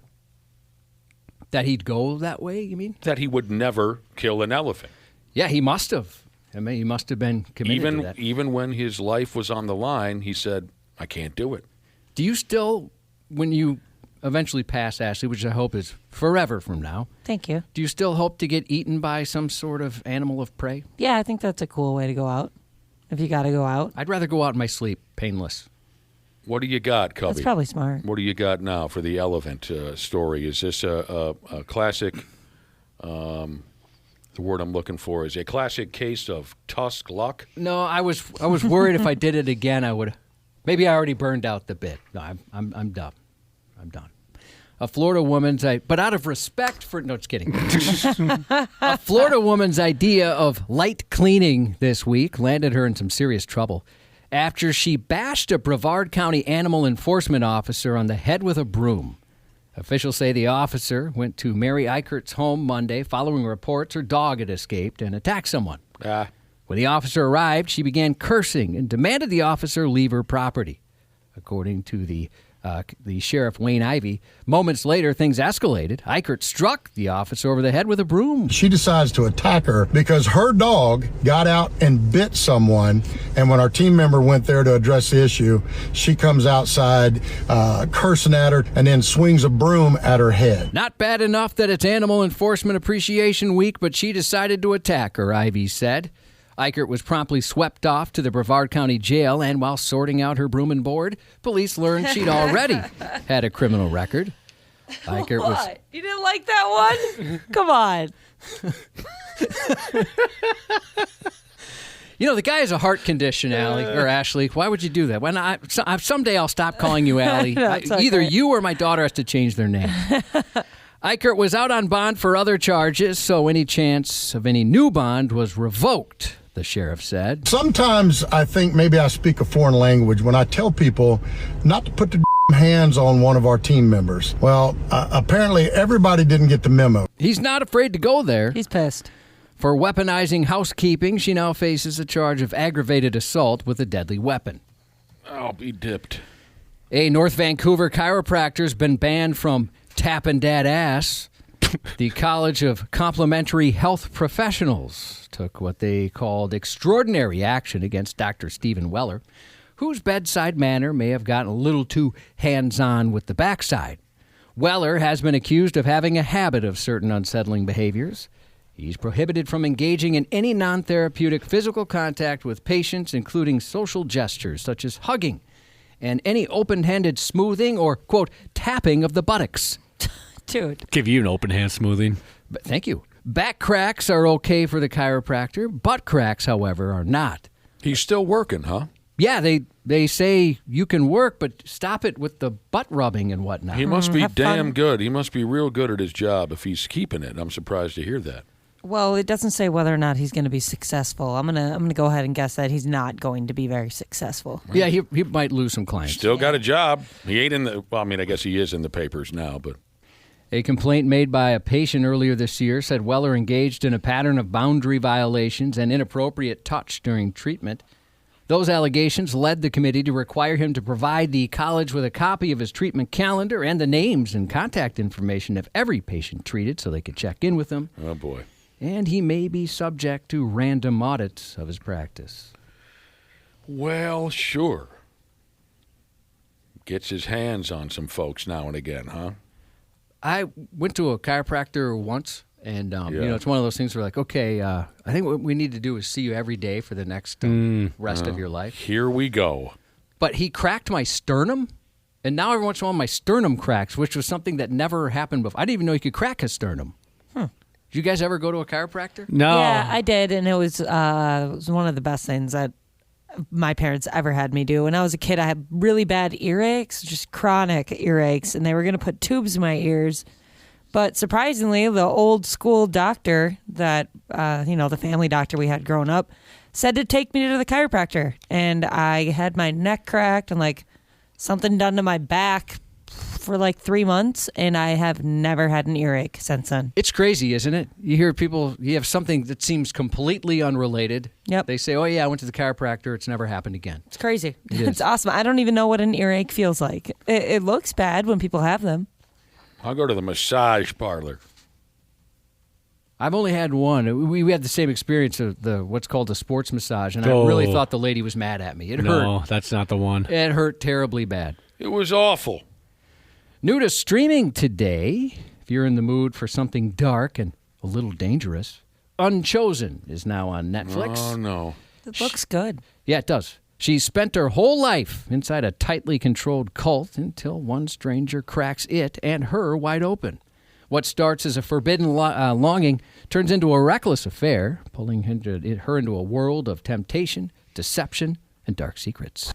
Andy McDowell turned 68 today.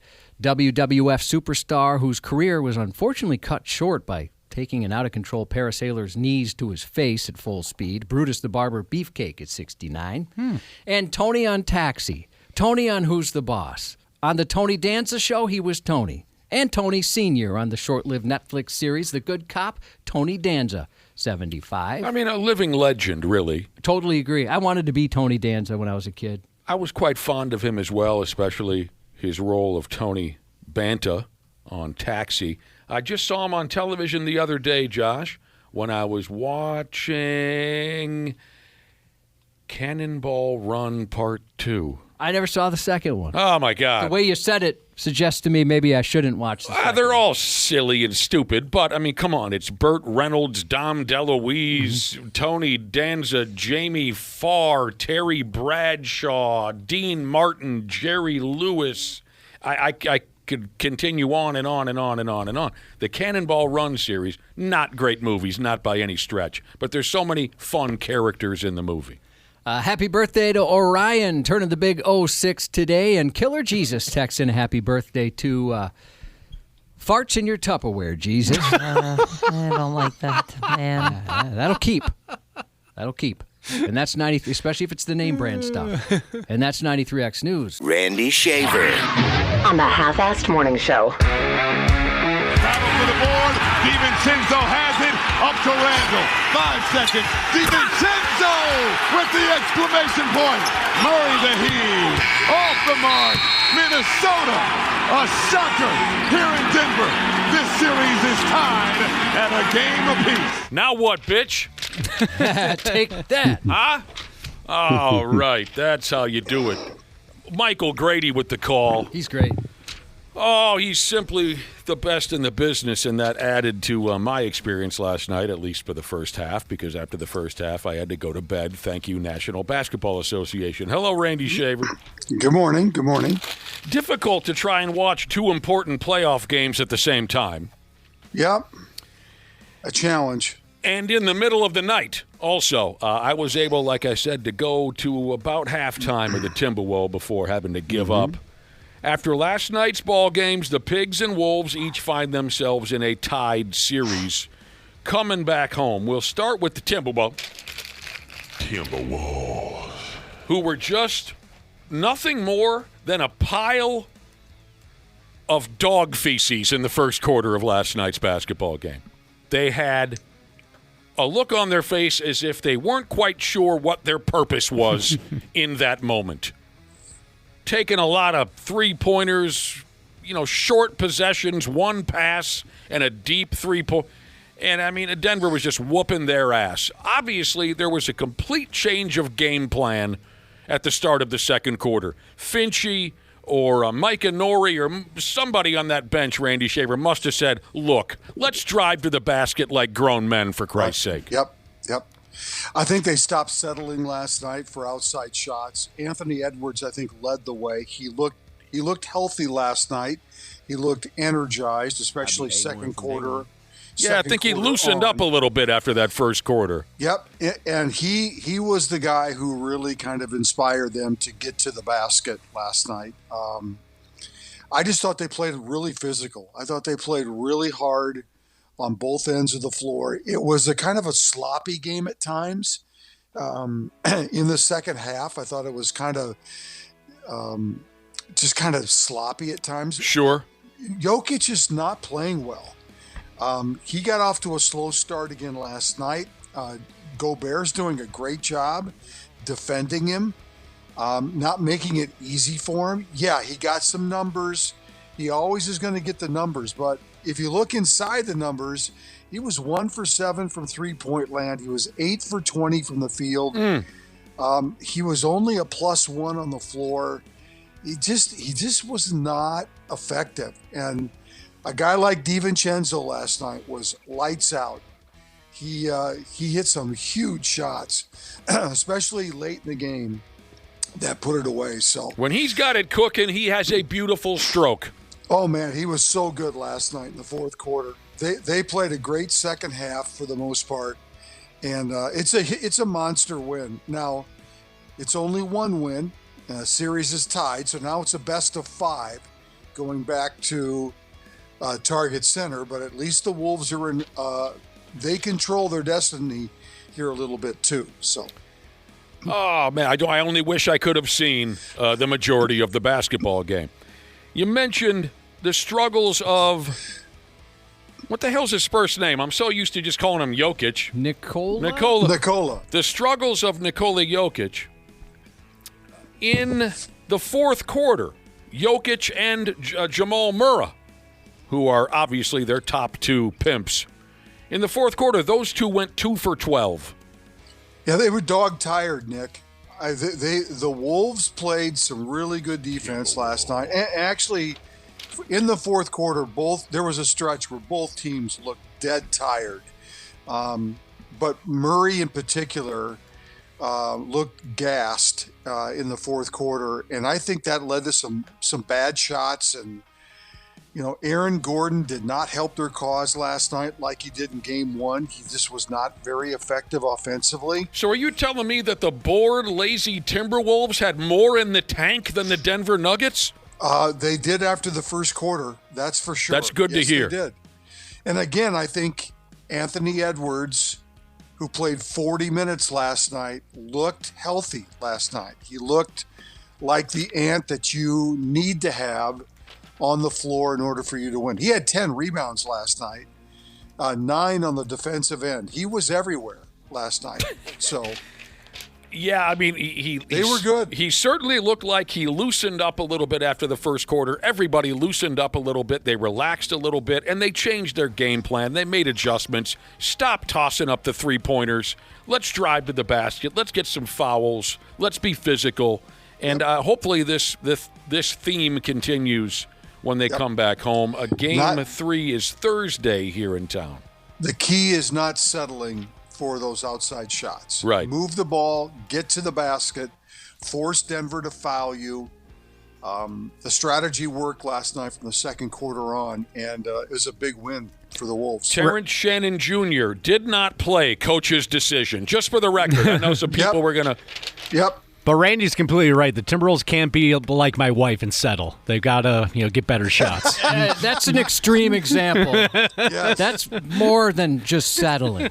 When I was thinking about using that term, Dana, I was thinking of you. I bet you were. I've been saying that about Josh for decades. I mean, you're the best thing that's ever happened to your wife and her family, and you settled. That is not true. Now, I love this. Reading some post-game comments from last night's Timberwolves win over the Denver Nuggets. Reading some post-game comments. The Timberwolves, they're trying to be dicks about this. And you know how much I love that. Mm-hmm. You know how much I love when one of my local clubs decides, hey, let's be dicks. After the game, Jaden McDaniels, pimp that he is, he was talking about the defensive skill set of the Nuggets collectively as a team, their defensive prowess or lack thereof. And McDaniel said this: after Jokic and Jamal, meaning Murrah, they're all bad defenders. And he named them. Tim Hardaway, Cam Johnson, Aaron Gordon, the whole team. We decided to go at them because, they're all bad defenders.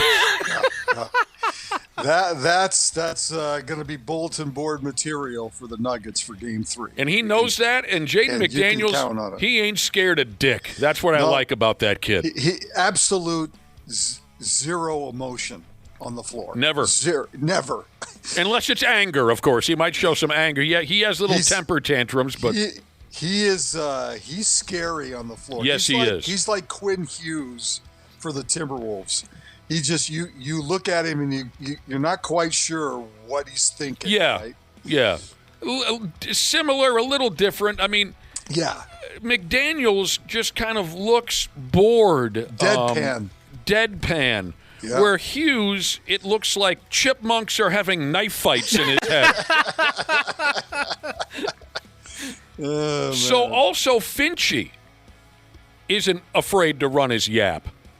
And let's see here. Okay, so he complained again before the game about the lopsided officiating. And this is all a mind F, Sure it is. Some people might say, stop complaining, but there's a method to this madness. If you whine enough, there are referees who will listen. And all coaches and players know this. That's why they constantly complain about the officiating. So after the game, before the game, Finchie complains about the lopsided officiating. And he said, hey, maybe my players need to start flopping too. Mm-hmm. Well, maybe it worked. Maybe you could say it worked because last night each team went to the free throw stripe an equal 30 times. Yep. These guys, I know at times, some of them are straight up whiners, no question about it, where there's no method to it. But there are others who know what they're doing. Finchie's one of them. Yep, just trying to play the refs the best they can. Other NBA winners from last night, you got to go with Cleveland and Atlanta got a win over the New York Knicks. Cleveland and Atlanta were your winners last night. Victor Wembanyama Wembanyama has been named the NBA Defensive Player of the Year. Unanimous. Yes, it was. I wonder how many years it's going to take for me to get used to seeing a man of that size do the things that he does. It still just feels like I'm watching an alien out there. That's why they call him the alien, I guess. Yeah, yep. I think they should call him the lucky bastard. I think we're going to get a good bird's eye view of Wembanyama in the next series. Wimbayami? Jesus. They're going to dispose of Portland in probably 4 games, and so they're going to have a little bit of rest time. Because I think the Denver Wolves series will probably go 6 games at least. So we'll see Wembanyama up close and personal. I know this might be the liquor talking, but the reason why I call him the lucky bastard, and he's not the only one, there's plenty of players out there. Josh, he's 7'4". He does have athletic ability, and he plays basketball in an era where they basically hand you $500 million. There were 7'4" guys with athletic ability in 1866. What did they do? Paint ceilings? Pretty much. You know what I mean? Yeah. In 1876. Yeah, what did he do? He was a ceiling painter. Cannon fodder. Yeah, put those guys on the front line. They paid him. They gave him a handful of peanuts at the end of the day. To be 7'4" with athletic ability, playing in the modern NBA. By damn, what a gold mine. So yes, he was the first ever unanimous winner of the Defensive Player of the Year award. He's the youngest player to win the award. And as we all know from watching him now for a couple of years, it appears to be very easy for him. You ever play basketball against 7-year-olds? Sure. Where you're able to block? Humbling. You're able to, right? Yeah, I think that's what he was going with. Not right? That's not where I was going with that. It wasn't where you were going with that. Have you been struggling against the kids? Yeah. Oh. I told you before, there's a kid in my neighborhood. I'm going to guess at the time he was, I don't know, maybe 5th grade. I was playing in our driveway with my son and him, and I went back into the house, and the last thing I heard him say is, "Man, your dad sucks at basketball." And he's right.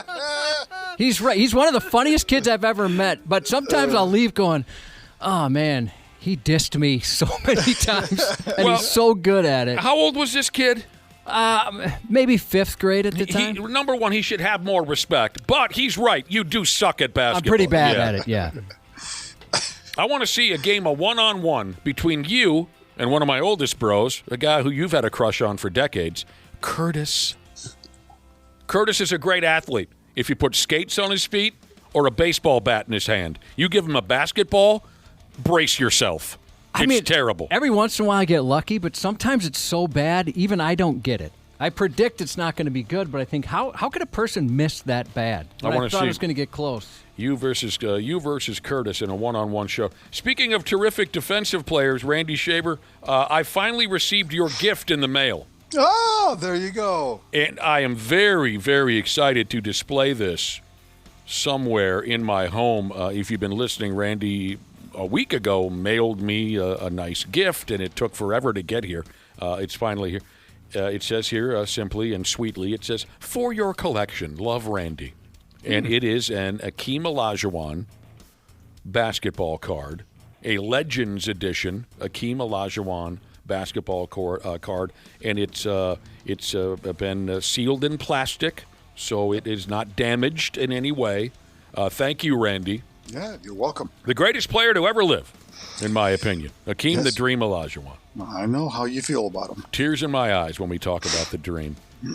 And you know what else? Because you delivered this present in the mail, I now have your home address. And there's a chance if you aggravate me or Cubby, I make this public information. He was practicing forging your signature yesterday. It said it might come in handy with some loans. Yeah, good luck with that one. All right. We got a little more basketball to cover, and then we're going to get to the man-bear pigs. Okay. What's the word we use in the business, Josh? I want to say something before I say something else. Preface? Thank you. That's exactly. Let me preface this by saying I've had an ongoing routine on the program here where I go after Shaquille O'Neal for some things he's done in his past that we've read about. Some really disgusting things. Namely, a certain episode where Josh, if you remember, he took one of his teammates' toothbrush when he was still playing basketball in the NBA. They're in the locker room. He took one of his teammates' toothbrush. He shoved it up his ass, like as far as he could. And then he secretively put the toothbrush back in his teammate's locker so he could laugh and watch that teammate brush their teeth with the contents of Shaquille O'Neal's lower intestine. Okay? That's when we heard that story, it directly changed my opinion of the man, and I've been going on and on about it for months. Now, here's the part where I preface, because I haven't in the past, but I should preface by saying I am well aware of what a charitable, wonderful guy Shaq can be. There's stories up and down about what this man has done for people. Almost monthly, I'm seems. well aware of it. I just want to make it clear that I'm well aware of it. Maybe he's atoning for all the butt stuff he's been a part of in the past. You think? Maybe he's growing up. You know, he realizes, I got to put something else out in the world. So I just want to make it clear that I'm not completely condemning the man. I'm a little disturbed by some things that I read about him, but I'm well aware of the good. At any rate, somebody sent us this yesterday, didn't they, Josh? Yeah, Joe, a listener named Joe, emailed this to me yesterday. And thank you, Joe. And I think Joe fetched this off of NBA.com or something. Can you tell the source of this material, Josh? Well, I don't fully know. It's a Reddit thread. And so, at least I think it is. Dana, are you familiar with Reddit? I've heard of Reddit, yes. I mean, Yeah. do you know it well enough to Yeah. know? So, hopefully this isn't ridiculous sounding, but so above it, there's like an r/NBA, but underneath it, there's somebody's Reddit name, I guess. Mhm. So is that officially NBA, or is that just... That's just somebody posted in the NBA thread. Fair enough. So it's not officially from the NBA. No, it could be somebody who posted it in the NBA thread. Okay, understood. So you never know, but this is, thank you, Josh and Dana, this is something that a listener sent to us, and the title is, Every Documented Incident Involving Shaquille O'Neal, His Own Feces, and His Teammates. Oh, no. Okay. Almost all of these, according to the story, took place in his time with the Miami Heat and the Phoenix Suns. Okay, Ty Lue, who, is he still coaching anywhere, Randy? Ty Lue? He's still with the Clippers. Clippers? He was a decent player, too, back in Shaq's era. Ty Lue claims, rookie Devin George. He's a local guy. From Minneapolis, from Augsburg College. Perhaps somebody on the show might be... I think it's when he Basketball played for the Lakers. Yeah, sure. Devin did, yeah. What did you say about Devin George, Josh? There could be somebody who's an Eskimo brother with Devin George. Ty Lue claims that when rookie Devin George failed to bring donuts to a team meeting, Shaq retaliated by defecating in Devin George's shoes. God. Oh, boy. Oh, man. Hope he at least had socks on when he put those things on. Multiple former teammates, including Hall of Famer Gary Payton, claim that Shaq would save weeks' worth of urine and feces and then unprovoked pour it on rookies. Oh, God, that's disgusting. This is all pretty bad. I'm lucky I've never been a part or party to a poop prank. Outside of one time I just heard one of our work trips, somebody pooped in somebody else's hotel room shower. Yes, I was witness to that. Okay, I didn't witness it. I just heard the story afterwards. Okay, again, this is just some information a listener sent us, some kind of a Reddit thing. At random, Shaq would defecate in his hand and display it to teammates. Man, look what I made you. God, he was like a hero when I was in elementary school. If you only knew then. Well, actually, you know what, in elementary school... I would have thought that was pretty damn funny. Might have upped it. You guys aren't going to believe this. He walked into the classroom and he had his poop in his hand. It was the greatest thing I've ever seen. Who? What's his name? Donnie. He's going to be real popular around here. I guarantee it. It's Donnie. All right. Okay, poop prank, and then we'll move on to hockey. The one that I like to tell now and again was up north trip. We were maybe 19, 20 years old, a pack of jabronis up at somebody's cabin, and someone played a poop prank on our collective group via a box of donuts. So you know that variety pack of donuts you get with you got the I'm a fan. The coconut ones and the powdered ones and the. Did you get a double chocolate? Oh, we'll avoid that. I hope I'd be able to tell the difference between a bear claw and somebody's number 2. I didn't get pranked. Or did you get the corn with double chocolate? Oh, Randy. You've never had a corn with double chocolate donut? So there was one guy that was the target, and there was one guy who was the troublemaker. There's always one guy. Right. So the troublemaker shows us that he has this box of donuts. And there's a couple of coconut ones. There's a couple of powdered ones remaining. And there was a chocolate donut in there, too, but it really wasn't a chocolate donut. Ugh. This troublemaker made potty and then shaped it like a donut. Was this alcohol or drug fueled? Well, it was. We're on our last day there, and we're terribly hungover. That was the scene.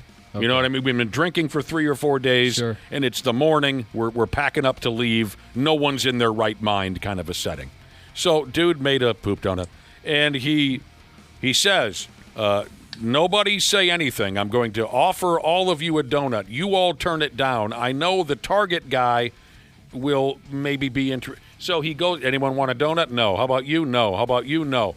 The target guy said yes, and he reached for the poop donut, right? No. And we're all bracing ourselves. Is he really going to? And at the last second, he realizes it's not a donut, it's poop. And he says the famous line, and we still trade this line back and forth. This is 25 years ago. We still trade the line back and forth. He says, quote, "Friends don't do that to friends." Yeah, he's right. Yeah, he's right. He was absolutely right. I was not in support of this bit at all, but I got outvoted. So you witnessed the poop prank here at work. How was the response? Did the gentleman get the response he wanted, which I'm assuming is some laughs and stuff like that? You're talking about the dude who pooped in a shower when we were out of town at Izadies? Izadies, yeah. What was the reaction? Overwhelmingly negative. Was it? Yes. That's got to suck for that that dude guy. who dropped the deuce did not get the result he was looking for. He thought he would be crowned the king of comedy. It went the other way on him. This guy wasn't, I would never have guessed it'd be him. He wasn't the gentleman you described in your group of friends, you know, the troublemaker, the guy. It was kind of, it seemed opposite of who he is. It was a surprise, and it did make me think lesser of that person. All right. Dallas Stars squared it up, Randy. Wimbayami? No, the Dallas Stars, Josh. Oh. State of hockey. They won the game 3-2, 4-2. Bruh. Bruh.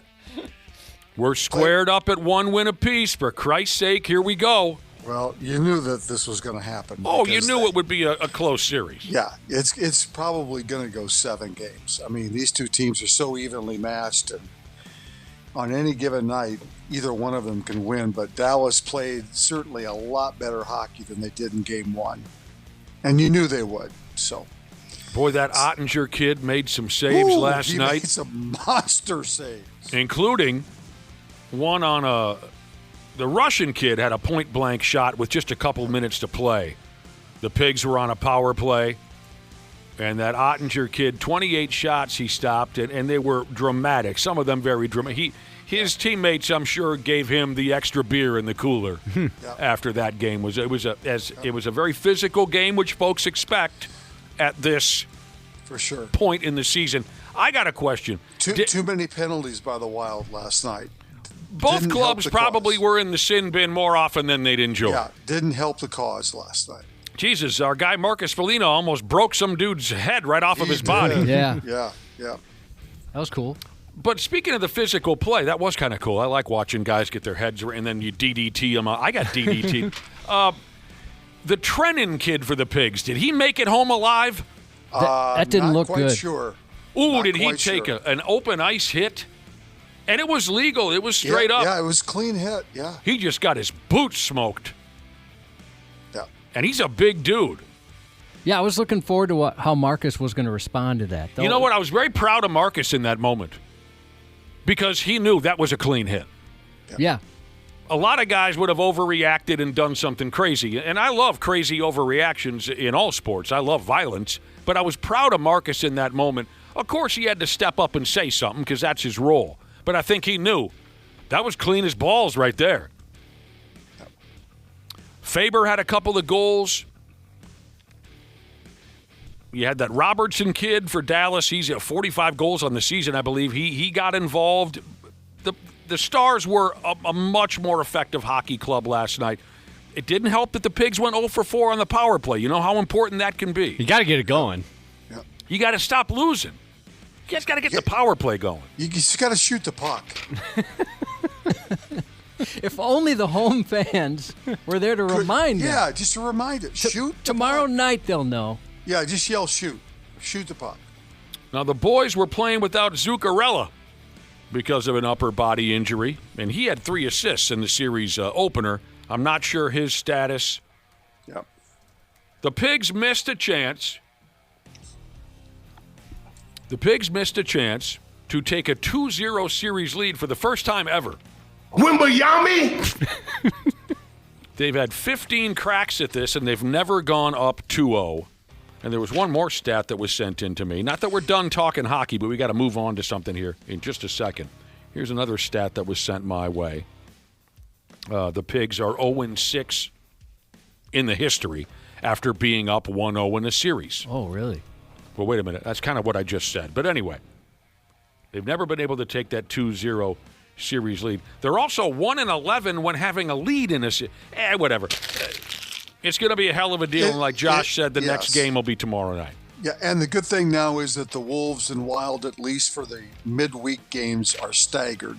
Yes. The Wild play on Wednesday. The Wolves don't play until Thursday. And then I think they meet up again on Saturday. That's correct. So that'll make it easier on folks who are double dipping here, trying to watch the Timberwolves and the. Okay, Randy Shaver, we got to take a little break. If you were listening earlier, we warned you. No, I didn't hear this. Oh no, I was just speaking in generalities. There. Oh, gotcha.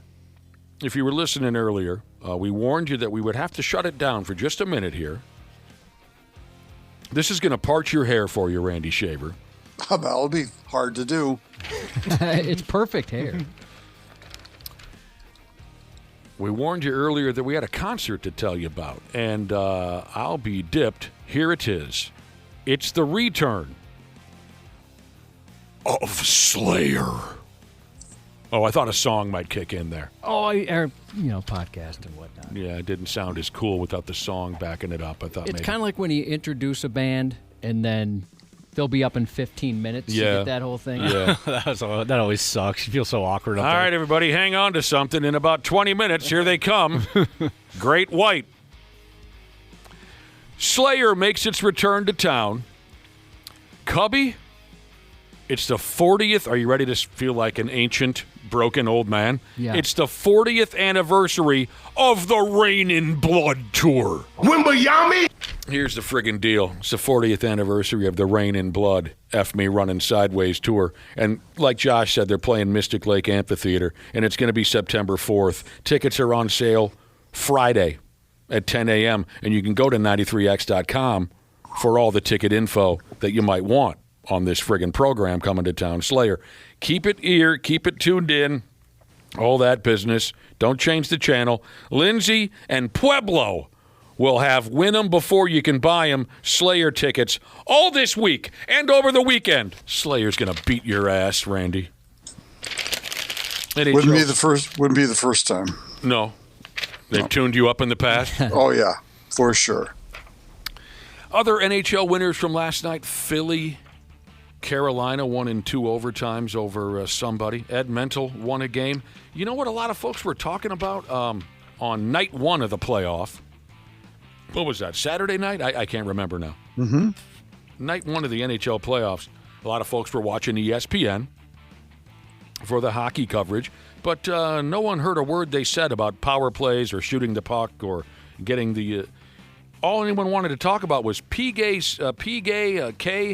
Subban's pants. What was going on with those things? Have you seen those now? Yeah, I think they're on our website. Let me double check. A lot of the NBA players are wearing those pants, too.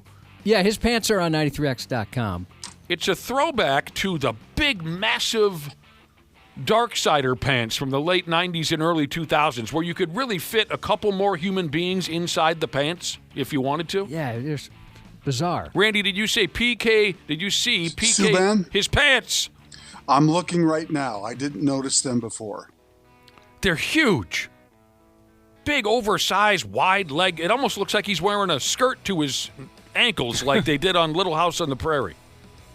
But they say here PK is known for his eccentric fashion style. I only remember that he was known for farting in the crease. Right. He brought that up before. Zachy Parisi told us that sometimes... I think my wife has a pair of those.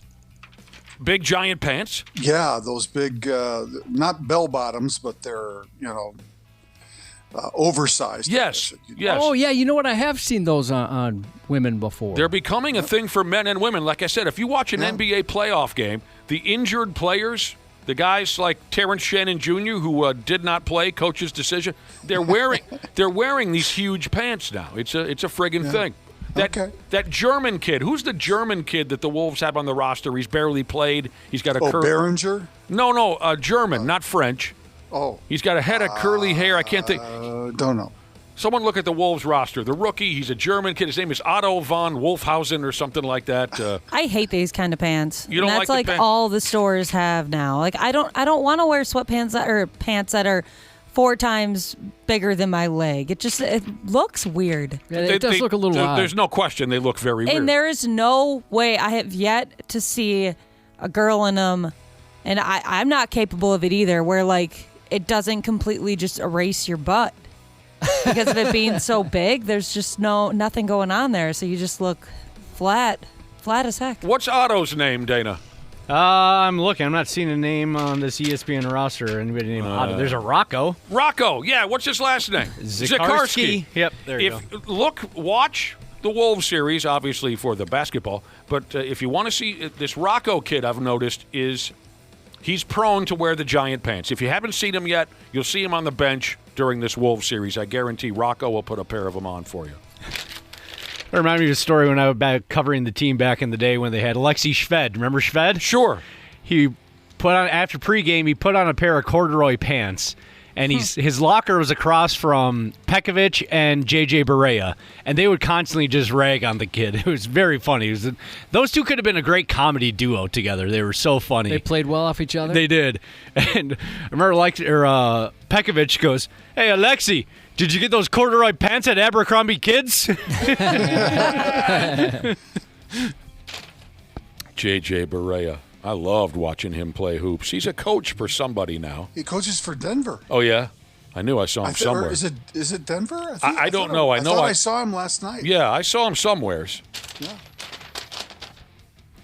Remember that great moment from when J.J. was playing for the Timberwolves? I believe they were playing the Los Angeles Clippers. And the play-by-play characters involved, the ones who worked for the Clippers, are trying to fill some time as J.J. Barea is dribbling the basketball up the court, and one of the announcers says, he married Miss Brazil. Mm-hmm.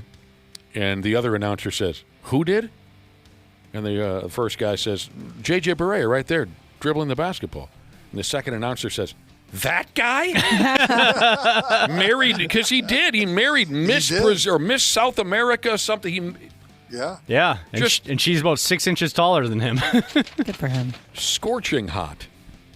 J.J. Barea, he married Miss Universe. I beg your pardon? J.J. Barea married Miss Universe, Miss Puerto Rico, who later won Miss Universe. This guy right here? That guy right there.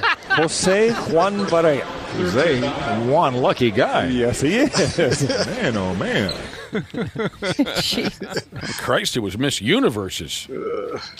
Oh, what else do we got? Jose, one lucky guy.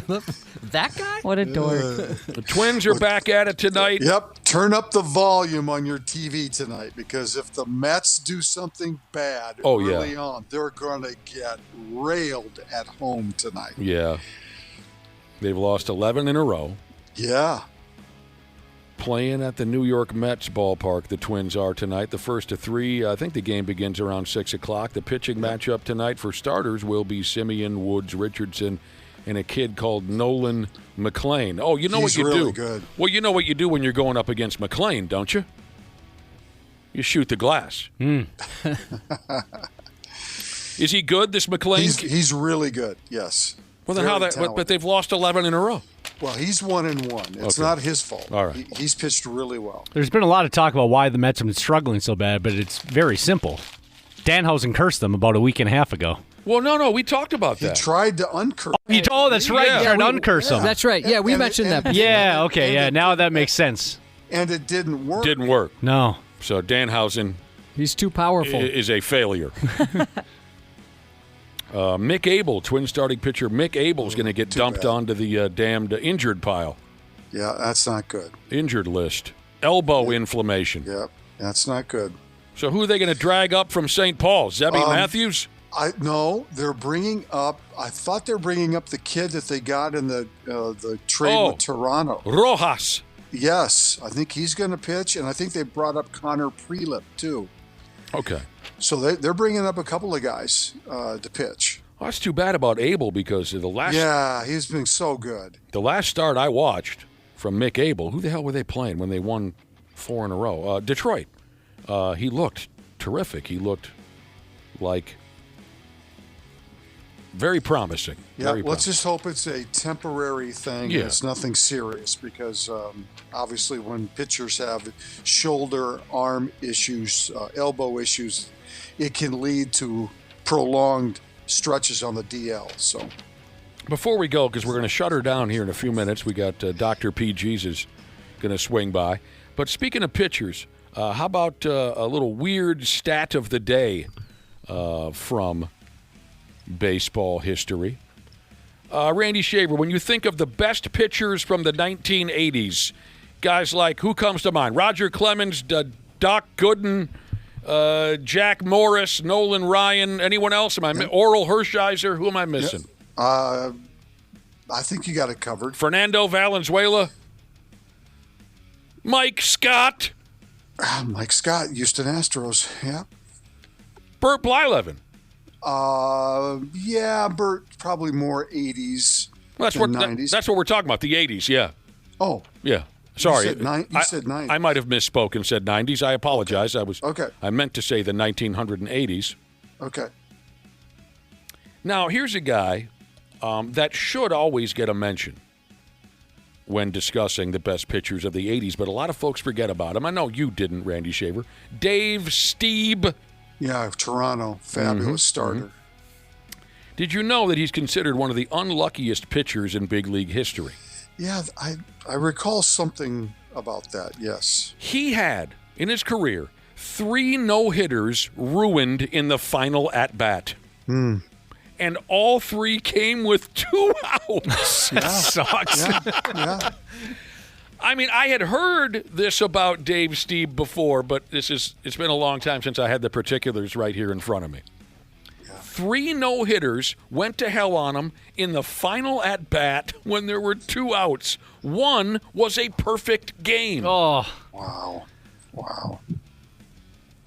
I wouldn't be surprised after that third one, he just slams his mitt down and says, I'm done with this game. You can have it. I'm over it. In 1988, he had a pair of no-hitters broken up, like I said, with 2 outs in the 9th, in back-to-back starts. Come on. If he had a dog, he went home and kicked it. Oh, jeez. Now, again, that grabs me. That fascinates me, especially to read it all to have all the information in front of me. He eventually did get a no-hitter in the 1990 season, which remains the only in Toronto Blue Jay. You say it, Josh. In Toronto Blue Jay. Oh, Randy's got to say it. I love how Randy, you say it. What's that now? Toronto Blue Jay. It was the only no-hitter, Randy Shaver, in Toronto Blue Jay history. Oh, in the history now. Well, that's Denny now. Denny needs to say that. Yeah, well, that's where we're going with this. Yeah. In the history of the Toronto Blue Jays, now, you got to remember now, only Dave Stieb has thrown a no-hitter. In the history. Thanks, Randy. You bet. See you tomorrow. All right, 651. What happened? I'm so sad. Randy, we can do this again tomorrow. Okay. Yay! What an emotional roller coaster this friggin' guy. The 93X Half-Assed Morning Show. What's going on, podcast pimps? Dana here to once again sing the praises of standard heating and air conditioning. I got on the ball early. I already got my AC tuned up for summer, and I think you should too. An AC tune-up means better efficiency, fewer breakdowns, and peace of mind before we get choke slammed with heat. And right now, it's their early bird special. $45 off an AC tune-up or $90 and you add your furnace in as well. Smart folks like me don't wait for the first 80-degree day. We plan ahead. Book by May 25th and check it off your list at standardheating.com. Providing the comfort you deserve since 1930. Years of hard work, and now you've got pain in your back, your shoulders, your knees, maybe your joints. You need help. Randy Shaver here with the answer. Dave Bialke. He's got over 30 years experience in getting workers' compensation benefits for people just like you. Don't suffer. Call Bialke Law today. 763-571-2410 or go to bialkelaw.com. That's BIALKE law.com. And it spells relief for you. Next Roll with Vernon Davis. The transformative journeys of athletes, artists, and entrepreneurs. Ladies and gentlemen, lights out, Sean Merriman. I want to be the biggest and the best in what I do. And so whatever it takes, I'll get it done in business and everything else. All I do is know how to fight and earn what I want. My man, Malik S. What actor or comedian would you want to collaborate with? Me, Jamie Foxx, and Kevin Hart in a movie. We said it on Vernon Davis podcast, and so we'll circle back and be like, yep, here go the clip. Next Roll with Vernon Davis. Follow and listen on your favorite platform. Dr. P. Jesus. The 93X Half-Assed Morning Show. All right. Someone haul his old ass in here. Here comes Dr. P. Jesus right now. It is 8:29 here on the 93X Half-Assed Morning Show. Feel free to text the telephone number of 651-989-9393 if you'd like to ask the damn doctor. Hey, brother. Hey, buddy. What's up? Oh, man, you're looking at it, by God, I'll tell you right now. You're looking at it. We're all a little funny today. We're all a little iffy. We were up all night watching those friggin' stupid ball games. Overtired. Yeah, Overtired. I'm usually here Monday, and you guys are chipper. Oh, we're just tired. Yeah. On Mondays, we come out the gate hot. You do. We do. But you're already worn out by Tuesday. Well, you heard Ashley. She could barely get through her traffic right now. Oh, yeah, I need to add to the traffic report, by the way. Uh-oh. Please do.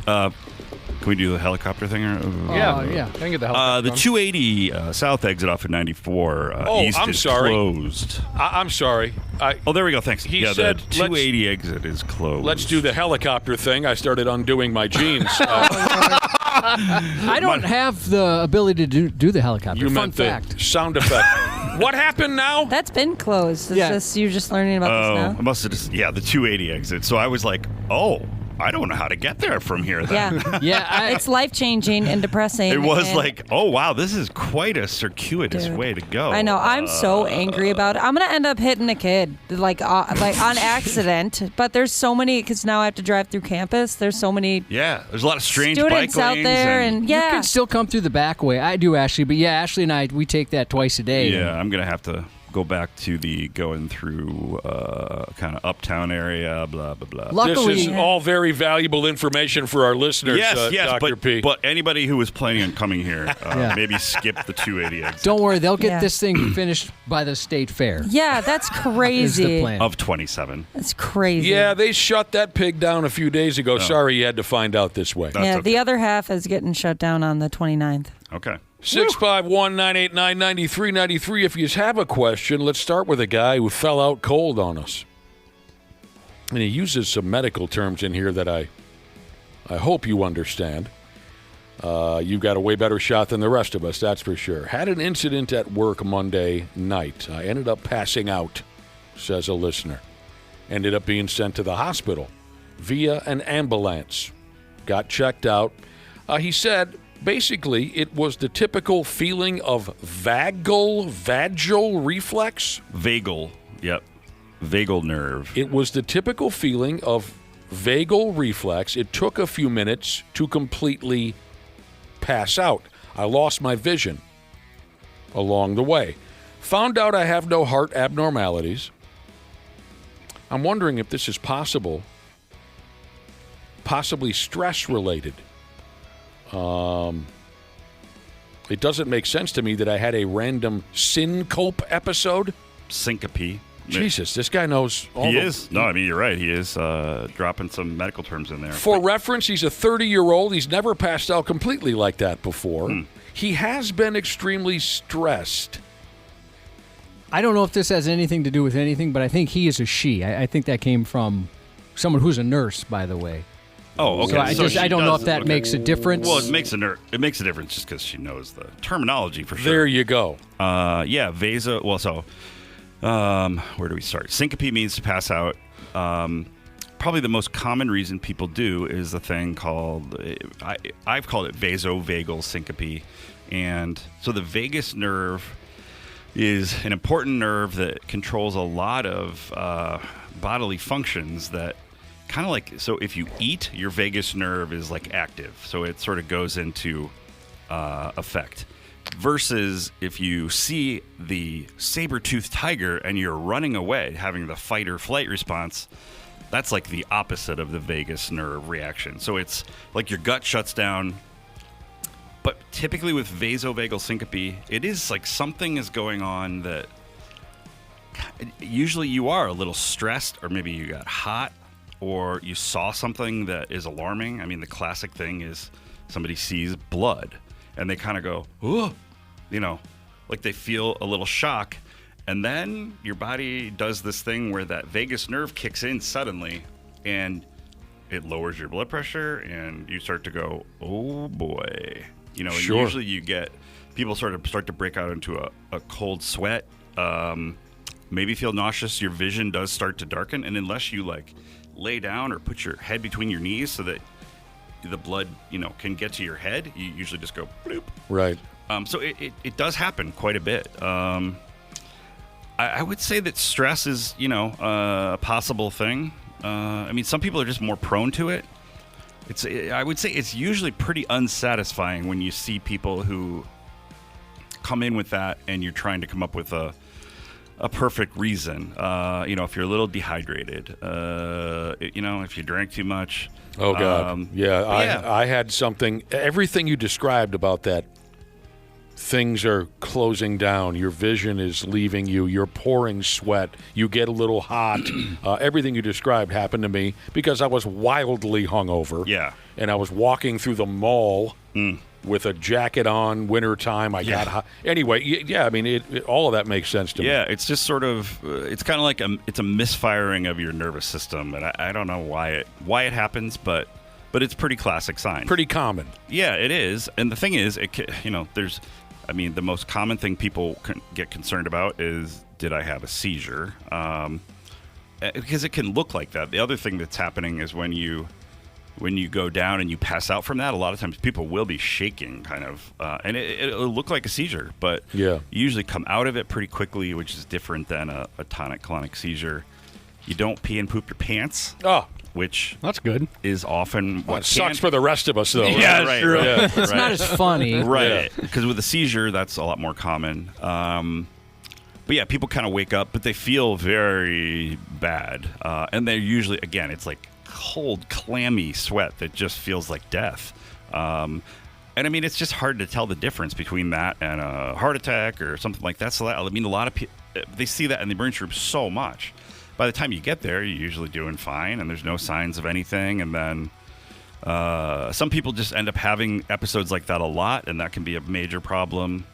One episode is generally not. I mean, it doesn't really mean much. Maybe it's a time to sort of step back and say, "Boy, I'm pretty stressed, and maybe I'm not eating well and taking care of myself." If you start to have more and more episodes, even remotely, similar to that, then you do want to get checked out. Yeah. Because it could be an abnormal heart rhythm. It could be all sorts of things. You're going to end up hitting your head on the toilet or something like that. Yeah. I mean, people do. I mean, that is the thing. You can, yeah. Did you hit your head on the toilet? Yeah, I had a seizure once and hit my head on the toilet. It's a lot of fun waking up in your underwear with a paramedic standing over you when you're in the bathroom and you just hit your head on the toilet. And you're bleeding all over the place probably, or... Dr. P.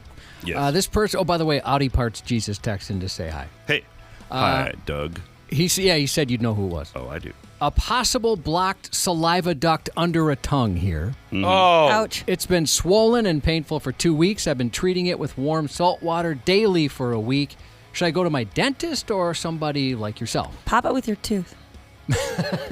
That's a non-educated opinion. I get those sometimes. I don't know why, but I usually just run them over my tooth. How long did they say? A week? A week they've been treating it. Sounds like it's been for a couple weeks. They've had. Yeah. If it seems, if you're getting redness or warmth under your jaw, like signs of infection, then you definitely want to get in to be seen because it should have some antibiotics. It could be a bile duct stone that's kind of blocking things. Ow. And it hurts, huh? It usually will hurt. Honestly, it sounds like they've been trying to do the things that could help it resolve. Sucking on sour candy, because it releases saliva, can sometimes just pop that thing out of there. That sounds like a fun way to break up a problem. Yeah, really. Yeah. No. Get yourself a bag of Jolly Ranchers. Too bad it can't solve every problem. Yeah. It probably could, actually. But, yeah, try that. In terms of who to go to, I think you could do either. I mean, you could certainly go see, a primary care doctor. I don't know. I guess does anyone a dentist could resolve it, too, and give you antibiotics if you need it. But good advice. Josh, does anyone have any idea why that band called themselves Saliva? No, it's funny. Sometimes you hear something so much that you don't really think about it. What the hell? That's stupid. What were they doing? That's dumb. It's terrible. Yeah. Shame on them. I like a couple of their songs. I wouldn't want to be in Saliva. That's one of the dumbest friggin' band. Anyway. Hoobastank, they also ended up hating their name. Oh, I bet they did. Even the Foo Fighters have. Hoobastank wasn't the only one who hated their name. Snot, that was another one where I think they came out and said, gosh, maybe we should have done something different. We're jaw-jacking with Dr. P. Jesus here. If you have a question, go ahead and text it to 651-989-9393. Here's another one. A listener says, I get really bad lower back pain when I make a doodoo pie. Sometimes even before I need to make a doodoo pie. Lower back pain. Did you make up that song? It's a song by Saliva. Okay. Lower back pain before and during. Sometimes before, but it sounds like mostly during doo-doo pie making. I guess it'd be. I wonder what they are making. If it's. Yeah. Something right. Kind of. And also the location. Museum worthy? It's got laces on it. It says Wilson on the side.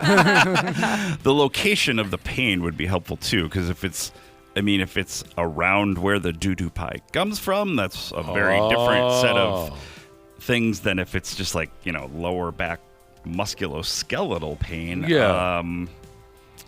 Obviously, hemorrhoids, yada, yada, yada, all that stuff for the pain around the actual rectum, anal fissures, stuff like that. You kind of came off like De Niro there. A little bit. Really? Chase the demons lightly.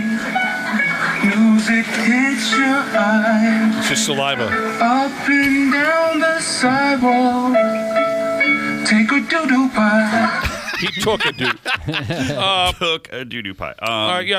Hemorrhoids, this and that. Yeah, but if it's actually musculoskeletal back pain, yeah, maybe you pulled something on the job, and now when you get in that seated position, that right. Boy, it'd be nice if they could get back to us with a little bit more location. We'll see if they do, because nothing obvious comes to mind, in terms of spine or nerves coming out of the back that yeah. All right. We'll see if they get back. Yeah, I to would you. love to hear a little more information. Here's a young woman who just had her last baby 6.5 months ago, tried losing baby weight from all of her kids, and if had tried making healthier choices, balanced diet, fasting, nothing seems to work. I'm pretty active with 4 kids, and she says she's seen a lot of the GLP-1 commercials and wondering if it's truly effective and if it's something you'd have to continue doing long term. Is she breastfeeding? Pardon me? I said, is she breastfeeding? It's incredibly hard to lose weight while you're breastfeeding. I managed to do it by getting violently sick and not being able to eat for a week. So that's always an option, I guess. Yeah. But yeah, Dr. P, I'm sure you agree with this. It's really difficult to lose weight while breastfeeding because your body's trying to hang on to everything it can. You did it. You're a skinny queen. Thank you. Thank you very much. So that I can give it away to the baby. Yeah, I mean... those things, it seems like they work. Based on... They do, yeah. They kind of make me nervous, like we're going to find out something terrible. I know, right? Yeah, the GLP-1s definitely work. The short answer is that, yeah, they only work as long as you're on them. And I think... I don't know what the exact number is, but a lot of people will gain weight back if they go off. Because if you don't change your basic habits, then you often will go back to where you were. Now, that could be a bit different, though, after a baby. I don't know if there's any evidence about that. She said she stopped breastfeeding 3 months ago. Okay. But, just in terms of, she gained weight because she was pregnant. So if she was someone who maintained a healthy weight for a long time, then I think it'd be less likely for her to need to be on it forever. And, it definitely leads to weight loss. It also, the bigger problem is that it leads to weight loss, but it's not just fat that goes away. People lose muscle mass. Yeah. And so I think that's where we're gonna, I hope the Piper doesn't come calling or whatever at some point with a lot of people on these meds. Just like, oh, yes, they're all thin, but my God, they have no muscle mass, and when they fall over, they break. I know some people that are on it where their muscle mass is just diminished incredibly. It's crazy to see. It works if you want to be skinny, but so I can't help but think about the long-term side effects, too. Yeah, you're a beautiful skeleton. Oh. So... Yeah, but I think, again, in that situation, probably maybe it's a better scenario for temporary use for 6 months or something and kind of get some weight down. Generally it's not covered by health insurance at this point for that. Usually, you have to... So there's no reason they'd cover that? Like with gastric, wasn't that sometimes... covered? It depends. If you have weight after baby, typically not. But some insurance companies do. So, but there's also, however you feel about our president and various things with the administration, they have come up with some lower cost medications. Trump RX. You can actually take a prescription and use that and get the weight loss medicines for a few $100 a month instead of $1,000 a month. There you go. There's mixed reviews coming in. Quite a few people have tried them, and there's certainly mixed reviews, and I guess that's the fear, right? They're really, yeah. They are pretty darn effective, but they do have side effects. People, inevitably, you feel kind of full and maybe a little nauseous. You tend to get constipated. Some people have diarrhea. It really does profoundly affect your system. So it's not like it's not without some costs in terms of that. And again, that loss of muscle mass and just, a little bit of unclearness, lack of clarity about the long-term implications, and the potential for the weight coming right back. You got to be careful. You got to be freaking. We got to take a break, but what do you think of this, Dr. P? Before we take a break, there was a guy who texted in and said he's having some lower back pain. Yeah. When he makes a deuce. Sometimes even before he sits down on the toilet, he feels some back pain. Here's a listener who said, I know a guy who had those exact symptoms, and it turned out he had herpes. Oh, no. Oh, wow. Good Lord. I hope it's not herpes. We'll take a break. We'll take a break. I've said that in my personal life before, too. Sorry, dude, who texted in with that question earlier about the lower back pain while taking a... But there's someone else out there who had the same thing, and it was herpes. We won't ask you to explain that one. Hi, everybody. Dr. P. Jesus, welcome to the Half-Assed Morning Show. 93X. We're back. We're back live with Dr. James Parnell. And he's been kind enough to sit in again this morning and field some questions from our listening audience. Now, this text here, where the hell did I put that son of a bitch? A listener says he can tie in almost everything we've already discussed this morning. He can tie it into one question or comment, okay? We've discussed passing out. We've discussed pain in your back when you make a doo-doo pie. We've discussed vagal nerve reactions. So listen to this, Dr. P. He can combine everything we've discussed this morning into one statement. Sweet. He said, I once passed out while making a doo-doo pie. Oh, wow. My doctor told me it was a vagal nerve reaction. So he says, 1 minute, I'm sitting on the head making that pie. And then I was woken up on the floor of the bathroom by my friend who has herpes. No. Oh, that's terrible. I mean, no, that is. You don't need to go into that. That's just a joke. Well, but no, I don't think it is actually. Well, the herpes part might be. Yeah. But that isn't actually a ridiculous scenario, though. Like if you're constipated and you're pushing really hard or something like that, or sometimes, again, if you're kind of hungover and blah, blah, blah, and your nervous system is a little bit out of whack, people do pass out on the toilet. And there's even...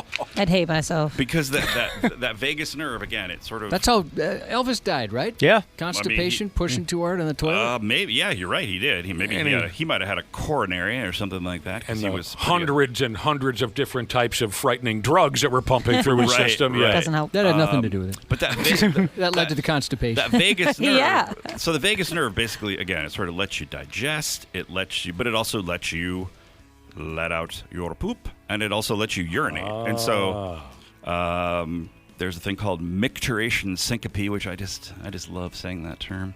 That means passing out while you're urinating. There's been times where it's been going so long, I thought I was going to pass out. Wow. Where I better brace myself here. Yeah. Passing out while taking a piss. Yep. I imagine you're going to anger everyone else on the city bus if you do that. Right. Rockwasher Jesus wants to know why the last couple of weeks when he goes to bed, he can hear his heartbeat in his left ear. Is there anything to worry about? Oh, I hate that stuff. I think, isn't that, I mean, we all hear our heartbeat from our noggin somewhere, right? Yeah, every once in a while, yep. Yeah, I'd say he's probably got some fluid in his middle ear. That would be the most likely reason, and therefore could be a cream pie. Oh, That's a good guess. It's a terrible term. It's a terrible guess. People are into ear sex. It is hard to get it on the other. Oh boy. You never heard of ear sex? No. Is that a thing? Yeah. Kids are doing it. Yes, they are not. Get over it. Oh boy, I got an ear infection.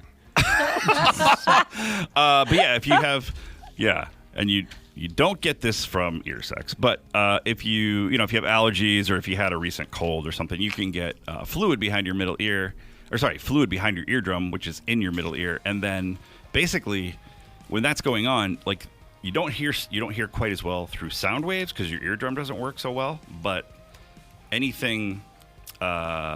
Any internal sound that kind of gets transmitted through bone, you might hear your heart beating, basically. Ooh, listen to this. Monster Truck Jesus said, as an EMT, I've seen a lot, all caps, of people die on the toilet. That feeling of having to go in the bathroom is something that happens before people die. Yeah. That's interesting. I mean, I think, it's usually connected to your heart health. Probably. That's interesting. Yeah, it'd be fascinating to hear an EMT talk about that. I know a guy who died on the John. But a lot of times people do feel very, if you're having a massive blood supply problem to your heart, to your gut, to some catastrophic event, I think people often do feel like they need to vomit or, go to the bathroom because it's just like you don't recognize. It's a terrible feeling of pressure or pain, and you're like, isn't that miserable? I mean, it is miserable. God dang. That's got to be. I mean, Yeah, it'd be the last thought you have is, I got to take a Yeah. Right. It's the last thing, and then then your family finds you. Yeah, the dude that I know, his family had to find him with his pants and underwears around his ankle. It was terrible. Oh, no. Yeah, he locked up. He shut down right there on the on the crapper. In your professional opinion, is the term cream pie pretty gross? Because in my opinion, that's disgusting. I mean, that's just a particular type of pie, right? I don't know what the problem is. Do you really not know the term? Exactly. I do know. I have a question for Dr. P, too. What's your limit on puns? I bet you love them. Is there a limit? I did hear your battle earlier. Do you have a high tolerance for puns? The thing is, I'm not here every day. And I don't always listen to the news, so I don't always hear them. I do have a pretty high tolerance, but you're always here listening to them, and you are really good at writing them. He secretly loves them. Different people have different tolerances for puns. All right. Wait a minute. It's not as late as I thought. We still got some time. We still have some time with Dr. P. You know, I have this problem. But we're not here to talk about me. We're here to help this listener out. Every time I eat, my nose runs uncontrollably. Oh, no. Gross. It happens to me, too. When I eat, it doesn't run uncontrollably. I'm not like a first grader at a bus stop in the winter. It's not like... But there's some release in my olfactory zone or something. Yeah. But I get excited. Does it have to do with saliva ducts and things like that? Get excited so you can just start Yeah. dumping snot. Yeah. Well... This is great when the show really just all comes together. This is kind of a vagal nerve thing, too. Me running. It always comes back to the vagal. I mean, the vagus nerve it's an important nerve, but it's a troublemaker. Doesn't seem to get the credit it deserves. I mean, it doesn't, right? Yeah. It's, after everything you've explained to us. Because it does help a lot of things work. Like, so including, when you start to eat, again, it's like helping your digestion. But for whatever reason, some people will also get a running nose, a runny nose when they eat.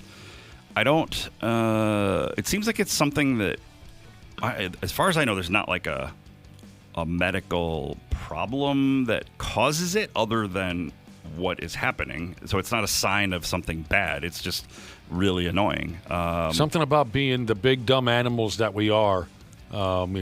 Basically, I have a meal in front of me, and all of my fluids are just rush to the surface. Right, your like nose, a dog. Your nose thinks it's going to help soften up that cereal before you. Thanks, nose. Like a damn dog with a bone. Right, right. Like just salivating all over the place, including from your nose. But it's. And it does seem to get worse as people get older, too. So, again, I think it probably just has to do with our bodies not, they're not quite up to spec at that point. Yeah. So if it's something that really, really becomes a problem, there are nasal sprays that can help, that basically kind of block that effect in the nose. I hope I don't get there. I hope our listener doesn't get there, where before dinner we have to shoot nasal spray into it. Pass it around the table. Yeah. Hang on a second here before I have this Paschetti. Boy, based on expert texts from the listening audience here, we're all going to die on the toilet. Elk Hiking Jesus said, I'm a copper. Probably half the death calls we get, we go and the victim dies in the bathroom with their pants around their ankles. Oh, no. Yeah, there's something about that morning deuce and the pressure it puts on your heart if you're an older person or you have a predetermined whatever heart issue. That's what I've always heard. That's how it happens. Yeah, and people, by far the most sort of, I'm pretty sure it's by far it's more common in the early morning hours to have like a massive heart attack. And so if you wake up, you feel sick, you're kind of like, oh, I don't know what's going on. You don't really want to throw up or poop your bed, so you go to the bathroom, sit down, and then... It's a terrible ending, but it is very common. Absolutely. Yeah. What about the old theory of when you brush your teeth, it can give you a heart attack? I've never heard that. I'd heard that once before, that something about the process of brushing your teeth releases something in your body, and if you have prior issues or heart issues, it can kill you dead. I don't know that.